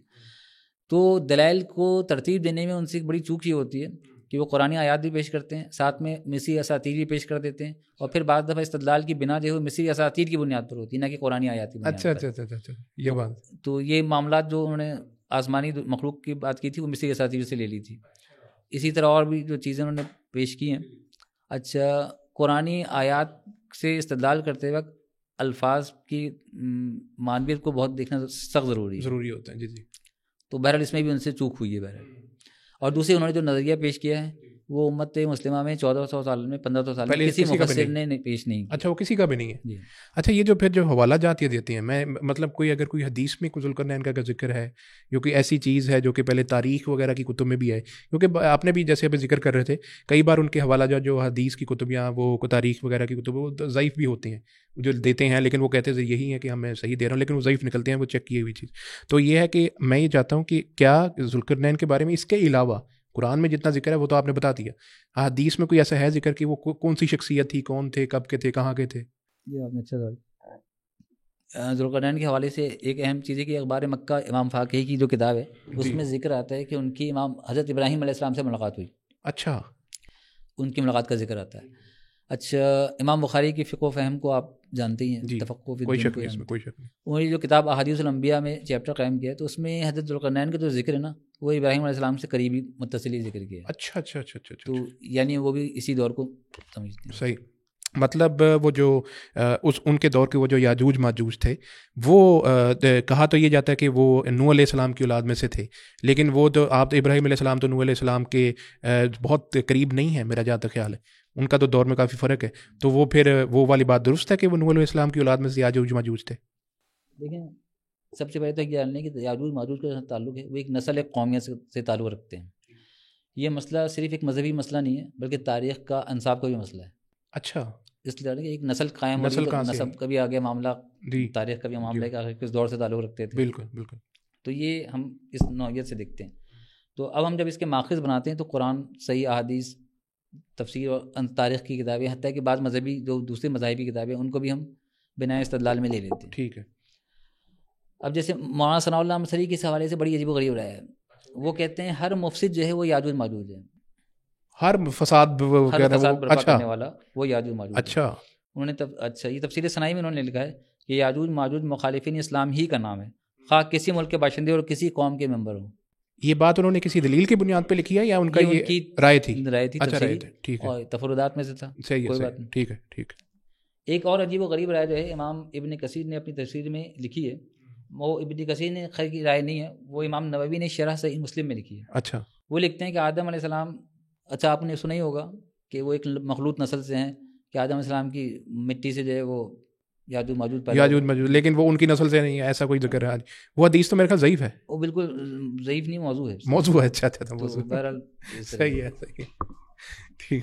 اچھا، اب ہم ایک چیز دیکھتے ہیں۔ اچھا، یہ بھی ایک بہت بڑا موضوع آپ نے چھیڑ دیا۔ جی، اور بس یہ ہے کہ آپ اللہ رحم فرمائے میرے حال پر، انشاءاللہ کہ آپ ہمیں منہج والوں سے فارغ کر کے نہیں وہ تو کوئی مسئلہ نہیں، وہ اس کو ایز اے گفٹ آپ وصول کیا کریں، وہ کوئی مسئلہ نہیں ہے، فارغ کو کر دینا تو اتنا ہی مضبوط ہوتا ہے انسان، ایسا کوئی مسئلہ نہیں ہے انشاءاللہ تعالیٰ۔ اصل میں اس بات کا ابھی بات کروں کہ تفردات کا بہت زیادہ بیان کرنے کا کوئی خاص فائدہ نہیں سمجھتا، کیونکہ تفردات جو ہے نا اصل میں ایک بڑا مقصد جیسے میں کہہ رہا تھا نا کہ اتنا اس بارے میں کنٹینٹ آ رہا ہے، تو جب لوگ ایسی باتیں کریں گے تو ہمیں تو درست بات ہے وہ تو پہنچانی چاہیے نا کہ یہ والی بات درست ہے، اور اس کے علاوہ جو کچھ ہے لوگ پتہ نہیں کیا کہہ رہے ہیں۔ میں بلکہ اس بارے میں اور بھی جاننا چاہوں گا کہ یاجوج ماجوج کے بارے میں یہ بھی کہا جاتا ہے کچھ لوگوں سے، کچھ لوگ کہتے ہیں آپ کو پتا وہ جو پورٹل کے بارے میں بڑی بات ہے، خیر وہ بھی ہم احترام ہی ذکر کرتے ہیں، ساحل ادیم صاحب ہیں یا اس کے علاوہ جو بھی لوگ ہیں، تو وہ یہ کہتے ہیں کہ وہ تو پورٹل کھلا ہے تو اس کے اندر گلے گئے ہیں، تو وہ بات ہے درست کہ وہ کسی پورٹل سے کہیں اور پہ چلے گئے یا کسی دوسری دنیا میں؟ اب تو یہ بہت زیادہ کھیل بن چکا ہے۔ اچھا، صحیح۔ اب تو پورٹل بھی ہر روز کھلتے رہتے ہیں۔ ابھی ایک ویڈیو میں نے دیکھی جس میں ایک پورٹل کھولا گیا اور بتایا گیا کہ جو ابابیل تھے، اچھا وہ بھی پورٹل سے آئے تھے، اور یہ پورٹل اچانک دوبارہ یہ پیچھے جائیں گے اور یہ یاجوج ماجوج پہ جب قیامت کے دن یہی وہیں سے آئیں گے۔ اچھا، سیم پورٹل ہے، وہی پورٹل کھلا، وہاں انہوں نے پتھر برسائے ابرہا کے لشکر پہ، اب وہ یاجوج ماجوج کو پھینکنے کے لیے آئیں گے۔ اچھا، یہ تو بڑی بات ہے کہ وہ سیم پورٹل ہے، یہ انہوں کو کیسے پتہ چلا ہے؟ بس پتہ نہیں کہاں سے کیا باتیں پتہ چل رہی ہیں۔ تو یہ میں اختصار کے ساتھ صرف نکات بیان یاجوج سے ماجوج کے حوالے سے۔ دیکھیں، قرآن حکیم اور صحیح ترین روایات کی روشنی میں یاجوج ماجوج انسان ہی ہیں۔ اچھا، ان کی عجیب و غریب خلقت کے حوالے سے جو روایات ملتی ہیں وہ پایہ ثبوت کو نہیں پہنچتی بلکہ رد کیے جانے کے قابل ہے. اچھا اچھا اچھا. نمبر 2، یاجوج ماجوج کے سلسلہ نسب کے حوالے سے اس پر اہل علم کے اتفاق ہے کہ وہ نسل آدم سے تعلق رکھتے ہیں. بالکل نہیں. تو یہ جو لوگ کہتے ہیں کہ وہ لمبوں نے تو بڑی بڑی ویڈیوز بنائی ہیں کہ وہ ایسے لکھتے ہیں چھوٹے چھوٹے ہیں اور وہ روایات موضوع ہے. اچھا وہ تو انسانوں کی طرح ہی ہیں وہ. جی. اچھا اچھا اچھا اچھا اچھا. بڑی بات ہے یہ تو. آپ ایک اور بات یہ دیکھیں کہ ہم ذوالقرنین علیہ السلام کا جو قصہ دیکھتے ہیں اور قوم آتی ہے کہ یاجوج ماجوج، انہوں نے یاجوج ماجوج کے بارے میں یہ کہا کہ وہ انسان نہیں ہے. نہیں بالکل نہیں. جبکہ یہ بتانے والی بات تھی اگر وہ انسان نہیں تھے. ہاں جی ایگزیکٹلی ایگزیکٹلی. وہ تو اس کو انسان کے طور پہ ہی ڈیل کر رہے ہیں. ہاں اس کی فطرت بتا رہے ہیں کہ بھائی بہت سرکش اور سرکش ہیں وہ. جی وہ تو ہے. جیسے ہم اگر منگولوں کی تاریخ پڑھیں تو وہ بھی کچھ کم سرکش نہیں تھے، انسانوں کی کھوپڑیوں کے مینار بنا. تو کچھ لوگ جو انہیں کو یاجوج ماجوج سمجھتے ہیں، بعض لوگ یہ بھی کہتے ہیں. اچھا خیر ہم آگے. جی ضرور. تو ایک تو یہ کہ وہ نسل آدم سے تعلق رکھتے ہیں.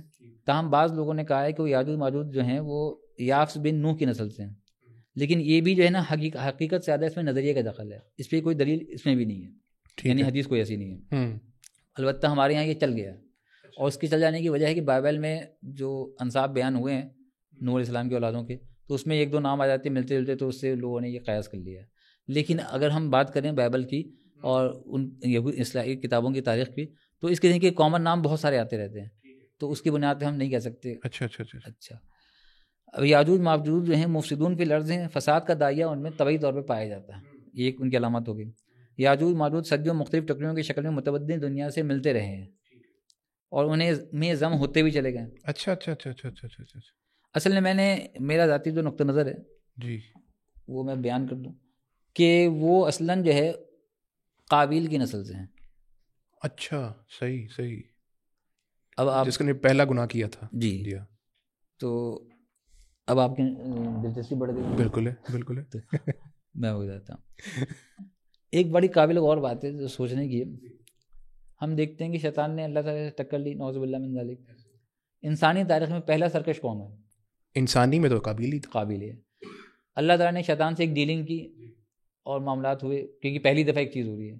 تو انسان جو اس کو شیطان سے زیادہ اشرف مخلوق ہے، اس میں بھی ایک سرکش پیدا ہوا.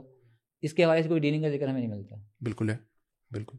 قرآن میں نہیں ملتا. قرآن میں نہیں، لیکن بائبل میں ہمیں ملتا ہے. اچھا وہ کیا؟ بتاتا ہوں. دیکھیں باقاعدہ کسی معاہدے کا ذکر نہیں ملتا، تاہم پیدائش میں ایک عبارت ہے. وہ یہ ہے کہ پھر اس نے کہا کہ تو نے یہ کیا کیا؟ تیرے بھائی کا خون زمین سے مجھ کو پکارتا ہے، اور اب تو زمین کی طرف سے لعنتی ہوا جس نے اپنا منہ پسارا کہ تیرے ہاتھ سے تیرے بھائی کا خون لے. جب تو زمین کو جوتے گا تو اب تجھے اپنی پیداوار نہ دے گی. ٹھیک ہے. اور زمین پر تو خانہ خراب اور آوارہ ہوگا. تب قائن یعنی قابیل نے خداوند سے کہا کہ میری سزا برداشت سے باہر ہے.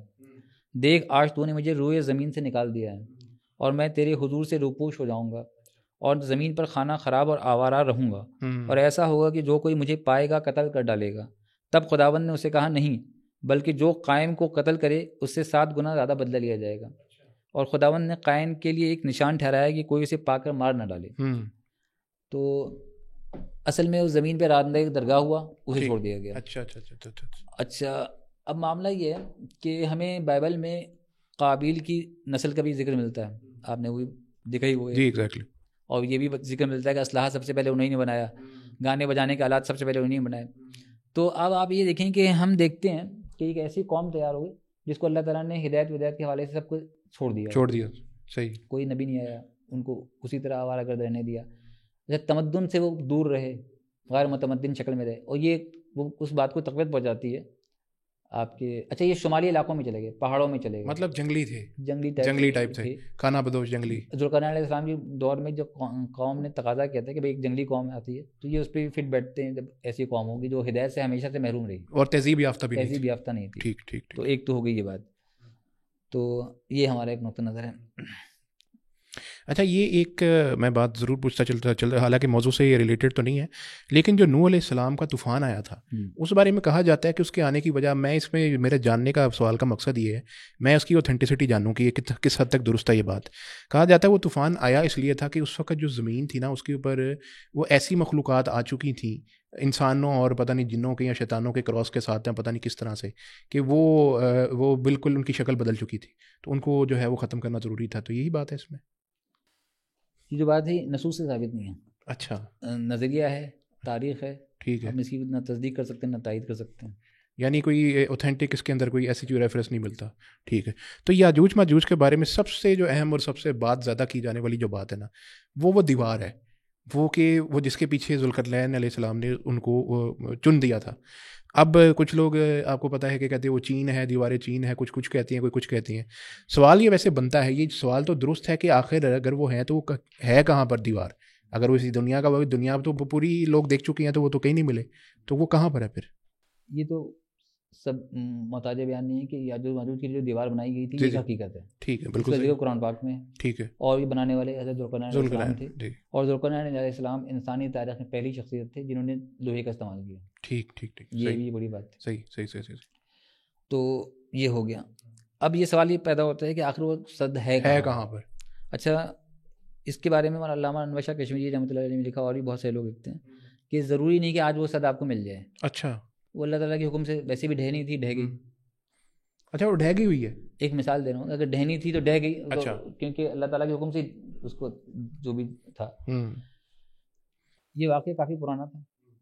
آج اس کی دیوار کا ہمیں ڈھونڈنے کی ضرورت نہیں ہے. اچھا. کیونکہ ایک بڑی اہم بات میں آپ عرض کروں گا, اصل میں یاجوج ماجوج کا جو کھلنا ہے وہ بڑی اہمیت رکھتا ہے. جی. اس کے حوالے سے ایک روایت ملتی ہے کہ وہ زبان سے دیوار چاٹ رہے ہیں. جی. منکر روایت ہے. اچھا. تو اس طرح کی روایتیں چل گئی ہیں. علامہ انور شاہ کشمیری نے فیض الباری میں لکھا ہے کہ قرآن میں کہیں نہیں ہے کہ ان کا خروج دیوار کے ڈھہ جانے کے ساتھ ہی پیش آ جائے گا, بلکہ دیوار کے ڈھہ جانے کا فقط وعدہ کیا گیا. ٹھیک ہے. اور جیسا کہ وعدہ کیا گیا وہ ڈھہ گئی. لیکن یہ بات کہ دیوار ڈھہ جانے کے ساتھ ہی ان کا خروج ہوگا, قرآن میں ایسا ایک حرف بھی نہیں ہے. اچھا. پھر مزید فرماتے ہیں کہ خوب جان لو کہ نہ ہم قرآن میں پاتے ہیں اور نہ کسی صحیح حدیث میں کہ دیوار یاجوج ماجوج کے خروج کی راہ میں مانے ہے. اچھا. کہنے کا مقصد یہ ہے کہ دیوار کا ڈھہ جانا یاجوج ماجوج کے فوراً خروج کی علامت نہیں ہے. اچھا, لیکن وہ جو پھر ایک وہ روایت آتی ہے کہ جب وہ دیوار سے ڈھہ جائے گی اس کے بعد وہ بڑا فتنہ فساد کریں گے, تو وہ والا کام جو ہے اگر وہ یہ مجھے اب نہیں, تو میں آپ سے پوچھ رہا ہوں کہ کون سی ہے. نہیں ایسی کوئی اس طرح کے الفاظ کے ساتھ تو نہیں ہے. اچھا. قرآن پاک میں ایک علامت ہوئی ہے کل حدب ینزلون والی ہے, ہر بلندی سے اترتے ہوئے نظر. اب وہ ایک دیوار جیسی جگہ تو نہیں ہو سکتی نا کہ یہاں کل کا لفظ استعمال ہوا. اچھا. تو ایک تو یہ بات. اصل میں یاجوج ماجوج کا معاملہ بھی ایسا ہی ہے کہ اس کے حوالے سے بہت ساری ضعیف اور موضوع روایات جو ہیں وہ گردش کرتی ہیں, اور پھر اس موضوع روایات کی بنیاد پہ استدلال کے لوگوں نے خود بہت ساری عمارتیں تعمیر کرتی ہیں. اچھا, آپ نے جو ایک بڑی اہم بات کی تھی کہ وہ میل جول ان کا ہے یاجوج ماجوج کا, ساتھ ساتھ وقت جیسے جیسے گزرتا گیا تو ان لوگوں کا میل جول رہا ہے, تو یہ بات کس حد تک مطلب کس بنیاد پہ ہے؟ دیکھیں, یاجوج ماجوج ایک قوم تھی, اس کے بعد یہ بڑھتی رہی. مولانا آزاد نے بھی لکھا ہے تفسیر ترجمہ قرآن میں. اب ان کی نسل بڑھی, کچھ نسل بڑھی تو ظاہر جب آبادی بڑھے گی اور رقبہ کم ہوگا تو وہ آگے بڑھیں گے, وہ آگے بڑھتے چلے گئے. چنانچہ ہمارے یہاں ایک نظریہ پایا جاتا ہے کہ جو یورپ ہے یہ نسلاً یاجوج ماجوج سے تعلق رکھتے ہیں. اچھا.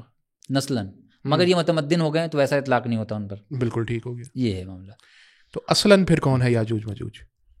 دیکھیں, جو اپنی فطرت قدیمہ پہ قائم ہیں, یعنی جو جنگلی لوگ ہیں وہ ہوں گے, سرکشی پہ قائم, غیر تہذیب یافتہ. اچھا, دوسری بات ہے کہ صحیح بخاری کی ایک بڑی اہم حدیث ہے. اچھا, یہ حدیث کیونکہ کتاب الحج میں رقم آئی ہے تو لوگوں کی اس پہ توجہ نہیں جاتی. وہ حدیث یہ ہے کہ لوگ خروج یاجوج ماجوج کے بعد بھی بیت اللہ کا حج اور عمرہ کرتے رہیں گے. اچھا.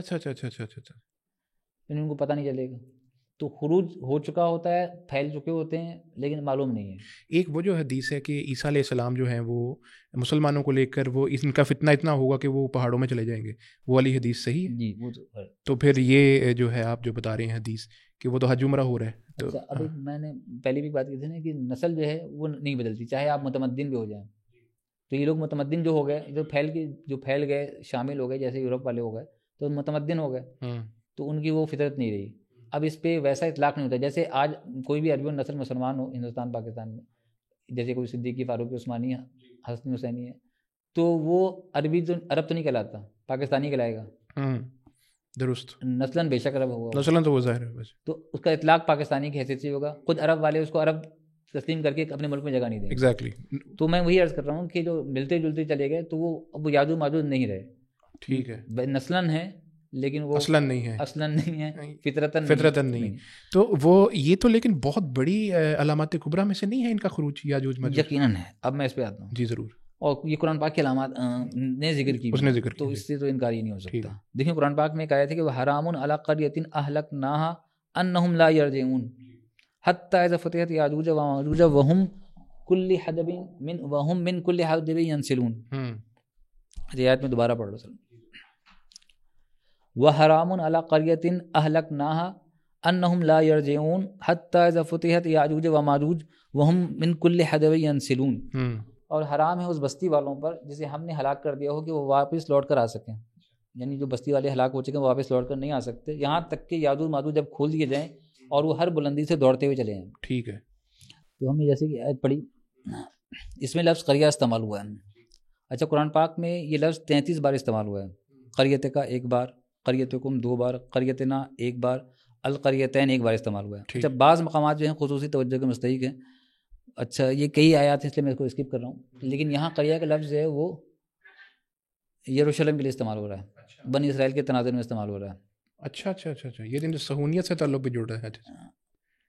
بنی اسرائیل سے مراد ہے کہ وہ قوم کی بات کر رہا ہوں، قوم کی ابھی اسرائیل ریاست کی بات. اسرائیلی اچھا ریاست کی ٹھیک ہے بات صحیح کر ہے رہا ہوں. صحیح ہے صحیح ہے. اچھا ایک بڑی اہم بات ہے کہ قرب قیامت کے حوالے سے اکٹھا کر کے لانے کی جو بات ہے نا وہ 2 قوموں کے لیے کی گئی ہے. ایک تو ہم نے بنی اسرائیل کے حوالے سے بات کی تھی اچھا کہ وَقُلْنَا مِن بَعْدِهِ لِبَنِي إِسْرَائِيلَ اسْكُنُوا الْأَرْضَ فَإِذَا جَاءَ وَعْدُ الْآخِرَةِ جِئْنَا بِكُمْ لَفِيفًا. یہ آپ کو کہ جب ہم بنی اسرائیل سے کہا کہ تم اس زمین میں آباد رہو، پھر جب آخرت کا وعدہ آئے گا تو ہم تمہیں سمیٹ کر کے اکٹھا کر کے لے آئیں گے. ٹھیک ہے ٹھیک ٹھیک. اچھا خاص یاجوج ماجوج کے بارے میں بھی اللہ تعالیٰ نے فرمایا وَتَرَكْنَا بَعْضَهُمْ يَوْمَئِذٍ يَمُوجُ فِي بَعْضٍ وَنُفِخَ فِي الصُّورِ فَجَمَعْنَاهُمْ جَمْعًا. یہاں بھی جمع کے الفاظ استعمال ہو رہے ہیں. اور ہم چھوڑ دیں گے بعض ان کے اس دن بعض میں گھسیں گے اور سور پھونکا جائے گا، پھر ہم ان سب کو جمع کریں گے. اچھا منتشر قوموں کو یکجا کرنے کے لانے کی جو خبر دی گئی ہے وہ خاص 2 قوموں کے حوالے سے ہے، یعنی ایک بنی اسرائیل اور دوسرے یاجوج ماجوج. اور یہ جو بکھری ہوئی قوموں کو سمیٹنے کا معاملہ ہے اس کا تعلق بھی قرب قیامت کے عہد سے ہے. اچھا کیونکہ دونوں کا ذکر قرآن علامات بہت بڑی علامات میں سے ہے نا ان کا. ایسے میں ریاست اسرائیل کا قیام اور ان کے ساتھ یاجوج ماجوج کے تعلق میں لطیف ربط پایا جاتا ہے. اور ہم کہہ سکتے ہیں کہ دھتکاری ہوئی قوم نے حبل من الناس کی جس طاقت کے سہارے اپنی ریاست قائم کی ہے وہ دراصل یاجوج ماجوج ہی کی طاقت ہے. اچھا اچھا اچھا. ایک بڑی دلچسپ ہے جی ضرور بائبل میں مکاشفات کا جو چیپٹر ہے اس میں ایک عبارت ملتی ہے کہ یاجوج دجال جو ہے وہ اپنے ساتھ زمین کے ارد گرد کے برابر یاجوج ماجوج کو لے کر آئے گا. اچھا اچھا اچھا اچھا. تو وہی بات آ جاتی ہے کہ نسل یاجوج ماجوج کو یہ جو آپ یورپ کو دیکھ رہے ہیں یا امریکہ وغیرہ جو بھی تعاون کرتے ہیں اس کے تو وہ. اچھا ایک بات کا جو آپ نے ذکر کیا کہ یاجوج ماجوج کے اور اس کے ساتھ جو تعلق یہ جو اسرائیلی ریاست اور یہ ان کا ہے، تو دجال جب آئے گا تو غالباً روایت میں آتا ہے کہ اس کے ساتھ 70,000 یہودی وہ جڑیں گے اس کا جان گے اصفہان کے.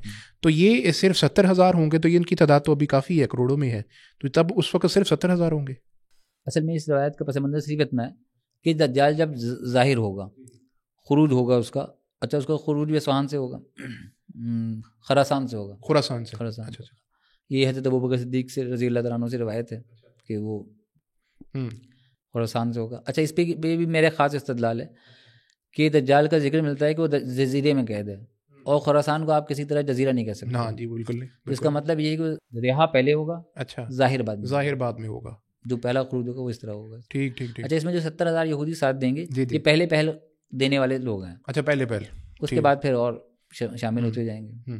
اچھا ابھی بھی وہ جو ایک وہ ایک بہت اہم اس حوالے سے ایک بات، وہ جو پورٹل والی بات ہے نا پھر بھی وہ آ جاتی ہے نا، کیونکہ وہ لوگ کہتے بہت ہیں اصل میں کہ اب یاجوج ماجوج کا چونکہ یہاں پر پوری دنیا کے اندر کہیں دیکھنے میں ڈھونڈنے سے وجود وہ والا یا ان کی دیوار کا نہیں ملتا. آپ نے حالانکہ بات واضح کر دی ہے، تو کیا ایسی بات کہنا کہ وہ کسی اور دنیا میں جا چکے ہیں پورٹل کے ذریعے، تو یہ کس حوالے سے یا کس طرح سے غلط ہوگا؟ اگر ایسی کوئی بات کرتا ہے تو اس کو ایسے لگتا ہے کہ میرا استدلال یہ ہے، تو ہم اس کو کیسے غلط کہیں گے؟ دیکھیں اس دنیا کے معاملات ہیں، اس دنیا سے شروع ہوئے اس دنیا میں ختم ہو رہے ہیں. اب اس دنیا سے ہم جب دوسری دنیا کو کنیکٹ کرتے ہیں اور اس کو پورٹل کے ذریعے جوڑنے کی کوشش کرتے ہیں تو ہمیں قرآن کی کسی آیت سے ایک بھی اشارہ نہیں ملتا. اچھا کوئی پورٹل کا ذکر نہیں ملتا کہ پورٹل کھول کے کسی دوسری قوم کو اس دنیا میں بھیج دیا. احادیث میں مزید وضاحت سے چیزیں بیان ہوتی ہیں، وہاں بھی کہیں نہیں ملتا. اچا تو اس سے بڑا مذاق ہی کچھ نہیں ہو سکتا کہ اللہ اور رسول نے نہیں بتایا اور ہم یہ بات پیدا کر رہے ہیں. صحیح. اچھا پورٹل کو لوگوں نے ایک کھیل بنا دیا ہے. ایک ویڈیو میں نے دیکھی کہ وظیفہ بتانے والے بڑے ماہر آدمی ہیں، تو وہ فرما رہے ہیں کہ وہ ایک وظیفہ بتائیں گے جس سے آپ پورٹل کے دروازے کھول لیں گے اور استفادہ کر. اچھا ایسا بھی ہو رہا ہے. تو یہ کھیل بن چکا ہے. نہیں تو یہ ایک اصل میں نا وہ یہ جو ایسے لوگ ہیں جو ایسی چیزیں وہ پورٹل کا ایسے ذکر کرتے ہیں، اصل میں وہ سائنس سائی فائی ایک وہ کنسیپٹ ہے نا، سائنس فکشن آپ کو پتہ ہے اس میں کچھ فلمیں وغیرہ بنتی ہیں، تو یہ ادھر سے بھی کافی حد تک آتا ہے یہ کنسیپٹ. تو یہ تو اس کی ایک بات ہے. البتہ یہ کہ جو ان کا جو وجود ہے بذات خود، چونکہ آپ نے یہ بتایا کہ ایک تو ان کا میل جول اس حوالے سے ہے، لیکن میں نے وہ کنفیوژن ابھی تک کلیئر کرنی ہے. آپ کہہ رہے ہیں کہ ان کا ایک میل جول بھی رہا ہے وقت کے ساتھ ساتھ، لیکن یاجوج ماجوج کا، لیکن وہ بہت بڑی علامات قیامت میں سے، اور علامات کے بہت قریب کی قیامت کی علامت ہے کہ ان کا خروج ہوگا. تو یہ دونوں باتیں آپس میں تھوڑی سی مختلف نہیں لگتی کہ اگر ان کا پہلے سے میل جول ہے تو یہ اتنی بڑی جو علامت ہے قیامت کی وہ پھر ایک دم سے کیسے ظاہر ہوگی اگر وہ اس حوالے سے ہے؟ دیکھیں میں آپ کو جیسے کہ میں نے آپ کو ذکر کیا کہ قابیل کی اولاد میں سے ہیں، یہ ہمارے جی وہ تو ہو گیا، قابیل کی اولاد ظاہر ہے وہ طوفان نوح وغیرہ سے بھی بچ گئی، ایگزیکٹلی وہ ایک اپنی جگہ بستی چلی گئی، اس کے بعد ہی بے انتہا بڑھ گئی. شہوات کا تناسب بہت زیادہ تھا تو اس میں آبادی بڑھنے کی وجہ بھی بہت بڑی بنتی رہی. پھر آپ دیکھیں گے کہ ان کی نسل جو ہے وہ مختلف ٹکڑوں میں تقسیم ہو کر کے متمدن دنیا میں شامل ہوتی چلی گئی. اچھا، تو اس بنیاد پر ان کی نسل، جیسے کہ علامہ نعمان شاہ کشمیری نے لکھا ہے اور بھی بہت سے لوگوں نے لکھا ہے کہ مغربی اقوام جو ہیں وہ یاجوج ماجوج کی نسل سے ہیں. تو مغربی اقوام کی بات ہوتی ہے. کچھ لوگ پھر یہ منگول اور یہ چائنیز کو کیوں کہتے ہیں؟ اصل میں خطہ تو یہی تھا منگول والا، یہاں سے ہی ٹوٹ ٹوٹ کے وہ متمدن دنیا میں جاتے تھے، وہ یورپ میں چلے گئے. اصل میں یہاں سے جو ٹکڑے تھے نا وہ ٹوٹ ٹوٹ کے جاتے رہے ہیں، ترکی میں گئے اور آگے چلتے چلے گئے. آپ کا مطلب یہ جو متمدن ہو گئے وہ اب ان سے نکل گئے ہیں، وہ اب وہ جو ہیں جیسے ہم اس پہ اس کا اطلاق نہیں ہوتا، جیسے کہ میں نے آپ کو ایک مثال عرب والوں کی بھی. ٹھیک صحیح. اچھا، لیکن ایک بات پورٹل کے حوالے سے اس موضوع کے اوپر آخری بات ہے، وہ یہ کہ خضر علیہ السلام کا ذکر ہے قرآن میں، اسی میں سورہ کہف میں. اب اس حوالے سے بھی یہ بات کہی جاتی ہے، آپ نے بھی یہ ظاہر یقین دیکھا پڑا ہوگا کہ وہ کہا جاتا ہے کہ وہ بھی کسی دوسری دنیا سے آئے تھے، اور یہ بھی کہا جاتا ہے کہ ان کی جو مچھلی پہلی گئی ہے وہ بھی پورٹل سے کہیں چلی گئی تھی، اور خضر علیہ السلام بھی اسی طرح سے، کیونکہ وہ ایسی باتیں جانتے تھے جو کہ اس دنیا میں کسی بھی شخص کو اس حوالے سے معلوم نہیں ہو سکتے الا کہ وہ کسی اور دنیا سے آئے ہوں. تو پھر آپ اس پہ کیا کہتے ہیں؟ اصل میں جو دعویٰ ہے نا وہ بنائے ناقص پر ہے، اس خود فیصلہ کر لیا گیا کہ وہ دوسری دنیا سے آئے اور وہ کسی اور کو معلوم نہیں ہو سکتی. آخر انبیاء نے بہت ساری ایسی باتیں ہمیں بتائی ہیں جو اس دنیا سے تعلق نہیں رکھتی. تو خضر علیہ السلام نبی تھے؟ نہیں، میں ایک مثال دے رہا ہوں. اچھا، تو یہ بنائے ناقص ان کی بات کر رہا ہوں. جی. اب خضر علیہ السلام نبی تھے یا فرشتہ تھے، اس کے حوالے سے اہل علم میں اختلاف پایا جاتا ہے. اچھا، یہ کہ اختلاف ہے جو بڑے بڑے اہل علم میں پایا جاتا ہے، تو اس پہ ہم کچھ کہنا نہیں چاہتے، کوئی بات نہیں، کوئی حرج کی بات بھی نہیں ہے. جی ایسے اور کوئی بھی رائے قائم کی جا سکتی ہے. ٹھیک صحیح. ابن کثیر نے جہاں تک مجھے یاد ہے قصص الانبیاء میں ان کو نبیوں کی اس میں لکھا ہے خضر علیہ السلام کو، تو یعنی کچھ لوگوں کے مفسرین کے ہاں ان کو نبی بھی مانا جاتا ہے. تو اس حوالے سے نبی پہ تو وہی آتی ہے، تو ان کو تو غیب کا علم ہو سکتا ہے وہی کے ذریعے سے، تو ایسی تو کوئی بات نہیں ہے. تو پھر اس میں دوسری دنیا والا کنسیپٹ کہاں سے آ گیا؟ کہیں فٹ نہیں بیٹھتا، پھر نہیں بنتا نا. تو یہ بہرحال ایک اہم بات، اور اس پہ آخر پہ ہم اس موضوع کے آ گئے جو کہ ہم نے علامات قیامت کچھ ایسی ذکر کی، اس کے بعد ساتھ ساتھ دجال، اس کی شخصیت، اور پھر دجالی نظام کے متعلق بات کی، اور پھر یاجوج ماجوج کے متعلق کی. ایک یہ بات کی جتنے آج کل کے دور میں ہم دیکھ رہے ہیں، آپ کے خیال حالانکہ کسی کو پتہ نہیں ہے، جیسے آپ نے شروع میں کہہ دیا، نہ قیامت کے وقت کا پتہ ہے، نہ یہ علامات کب ظاہر ہوں گی اس کا پتہ ہے، لیکن ایک اہم بات آخر پہ یہ ضرور ہے کہ آپ نے کہا کہ ہم جو علامات صغریٰ ہیں وہ سب پوری ہو چکی ہیں. اب اگلی وہ ان کے پورے ہونے کا مطلب ہے اگلی جو ہے وہ علامات کبریٰ میں سے ہوگی. تو وہ پہلی کون سی ہوگی آپ کے خیال میں، اور اس کا وقت آپ کس کے نزدیک سمجھتے ہیں؟ اصل میں اس کی جو ترتیب ہے نا، علامات کبریٰ کی ترتیب، اس پہ بھی تھوڑا سا اختلاف پایا جاتا ہے. اچھا. اور اس کے حوالے سے لوگ اپنے فکر و فہم کے مطابق ایک رائے قائم کرتے ہیں. 10 بڑی نشانیاں کہ جزیرۃ العرب میں لوگوں کا زمین میں دھنس جانا، یعنی کوئی زلزلہ آئے گا زمین میں دھنس جانا. اچھا، لوگوں کا. اچھا، 10 جانا. مشرق میں لوگوں کا زمین میں دھنسنا، مغرب میں لوگوں کے زمین میں دھنسنا، دجال کا ظہور، عیسیٰ ابن مریم کا نزول، یاجوج ماجوج کا خروج، سورج کا مغرب سے طلوع ہونا، دابۃ الارض کا نکلنا، دھوئیں کا نکلنا، یمن کے شہر عدن کے آخری علاقے سے آگ کا نکلنا. تو یہ ساری مختلف روایات پائی جاتی ہیں. اس کی ترتیب میں ایک اختلاف پایا جاتا ہے. ٹھیک، جو آخری ہے وہ تو قیامت کے جو بالکل وہ ہے وہ آگ کا نکلنا، وہ آخری ہے. اور اس سے پہلے جو دابۃ الارض کا ایک ذکر ہے، یہ بھی میں ساتھ ساتھ میں پوچھتا چلوں، اس کے بارے میں بھی کہا جاتا ہے یہ بھی پورٹل سے آئے گا اس دنیا پہ. یہ کہاں تک درست ہے؟ دابۃ الارض اگر نام پہ جائیں تو زمین سے ہی نکلے گا، اسی زمین سے. اچھا، یعنی اسی زمین کے اندر رہنے والا کوئی مخلوق ہے، اللہ کے حکم سے نکلے گا، اور وہ کلام بھی کرے گا. یہ بھی اللہ کے حکم سے، یعنی وہ اللہ جانا بھی پایا نہیں جاتا، وہ بعد میں آئے گا. ٹھیک ہے، تو مطلب ہے کہ اس کے بعد پہلی علامت جو ہے اس کے بارے میں اختلاف ہے کہ ابھی علامات کبریٰ سے پہلی کون سی ہوگی؟ اصل میں جو زمین کی دھسنے وغیرہ کی یہ پہلی ہے ان میں ہی ہمارا بھی جزیرۃ العرب میں سے یہ پہلی ہوگی کہ زمین دھسے گی. ٹھیک ٹھیک. میں ایسے میں 2 نکات اہم ترین بیان کرنا چاہتا ہوں. ضرور. نمبر 1 تو ہم دجالی معاشرے کی بات کریں گے. جیسا کہ میں نے عرض کیا تھا کہ فرعونی معاشرہ جو ہے وہ دجالی معاشرے کی ایک ابتدائی شکل ہے. ٹھیک ہے. لیکن فرعونی معاشرے میں طاغوت کے 4 ستون ہیں. خود فرعون جو سرکشی کے معراج پر ہے اور الوہیت کا دعویٰ کرتا ہے. حامان جو ایڈوانس ٹیکنالوجی کے مظہر تھا اس دور میں، سراسر مادیت کا مظہر تھا. اچھا. آپ کو پتہ ہی ہے ٹیکنالوجی وزیر تعمیرات تھا فرعون کا، وہ جو حامان احرام مصر وغیرہ وہ ان کی کے بارے میں. اچھا اس کے بارے میں بھی آتا ہے، کافی ٹیکنالوجی اس کے اندر ہے. ٹھیک ہے. اور قارون جو کہ معاشی قوت کو ہتھیار بناتا تھا، انسانوں کی ایمان کو خرید و فروخت کرتا تھا، وہ بہت بڑی معاشی قوت تھا اس دور کی. اور نمبر 4 سامری جو حقیقت اور مثال کے فاصلے کو مٹا کر کے فن ساحری سے جو ہے نا لوگوں کے سامنے دجل و فریب پیدا کرتے. ٹھیک ٹھیک ٹھیک ٹھیک. یہ فرعونی معاشرے کے اجزائے ترکیبی ہیں. 3 اجزائے ترکیبی ہیں جو دجالی معاشرے کی ایک بالکل ابتدائی شکل ہے. یہ 3 عناصر ملتے ہیں تو جو چوتھا عنصر پیدا ہوتا ہے وہ فرعونیت ہوتا ہے. ٹھیک. ہر دور میں اللہ تعالیٰ سے بغاوت اور سرکشی کے لیے ایڈوانس ٹیکنالوجی، غیر معمولی معاشی قوت اور فن ساحری یعنی دجل و فریب جو ہے وہ درکار ہے. قرآن کریم کے ایک مقام میں ان چاروں کا ذکر ایک ساتھ آیا ہے. وَلَقَدْ أَرْسَلْنَا مُوسَىٰ بِآيَاتِنَا وَسُلْطَانٍ مُبِينٍ إِلَىٰ فِرْعَوْنَ وَحَامَانَ وَقَارُونَ وَقَالُوا سَاحِرٌ كَذَّابٌ. یہاں سامری کا نام موجود نہیں ہے. ٹھیک ہے. لیکن جب موسیٰ علیہ السلام اپنی آیات نشانیاں لے کے گئے تو ان تینوں نے یعنی فرعون، حامان اور قارون نے موسیٰ علیہ السلام کو سنتے ہی ساحر کذاب کہا. دراصل یہاں جو الزام ان پہ عائد کیا اس الزام میں وہ اپنے معاشرے کے تیسرے ستون کو ہی یاد کر رہے تھے، یعنی کہ دجل و فریب، جس کا دورہ فرعونی معاشرے میں بہت زیادہ تھا. بالکل تھا. تو یہ ایک معاملہ تھا. تو موسیٰ علیہ السلام تو ظاہر ہے ساحر کذاب نہیں تھے، وہ اللہ تعالیٰ کی نشانیاں لے کر آئے تھے، سلطان مبین لے کر آئے تھے. لیکن اصلاً جو ہے معاملہ کہ یہ 3 عناصر ملتے ہیں تو پھر چوتھا فرعونیت کا پیدا ہوتا ہے. اور آج ہمارے دور میں بالکل یہی معاملہ ہے. اچھا، جو دجال کے بارے میں آتا ہے کہ اس کے پاس جو غیر مرئی قوتیں ہوں گی، کیا وہ جادو ہوگا یا ٹیکنالوجی ہوگی، کیا ہے وہ؟ لیکن آج ہم سائنس کی بعض تحقیقات کو دیکھتے ہیں تو وہ ہمیں نظر آتا ہے کہ سائنس دجال کی خدمت میں ہے. اچھا. اور جو دجال کی جو طاقتیں بیان کی گئی ہیں ہم دیکھیں تو سائنس نے آج اس کی ایک ابتدائی شکل پیش کی ہے.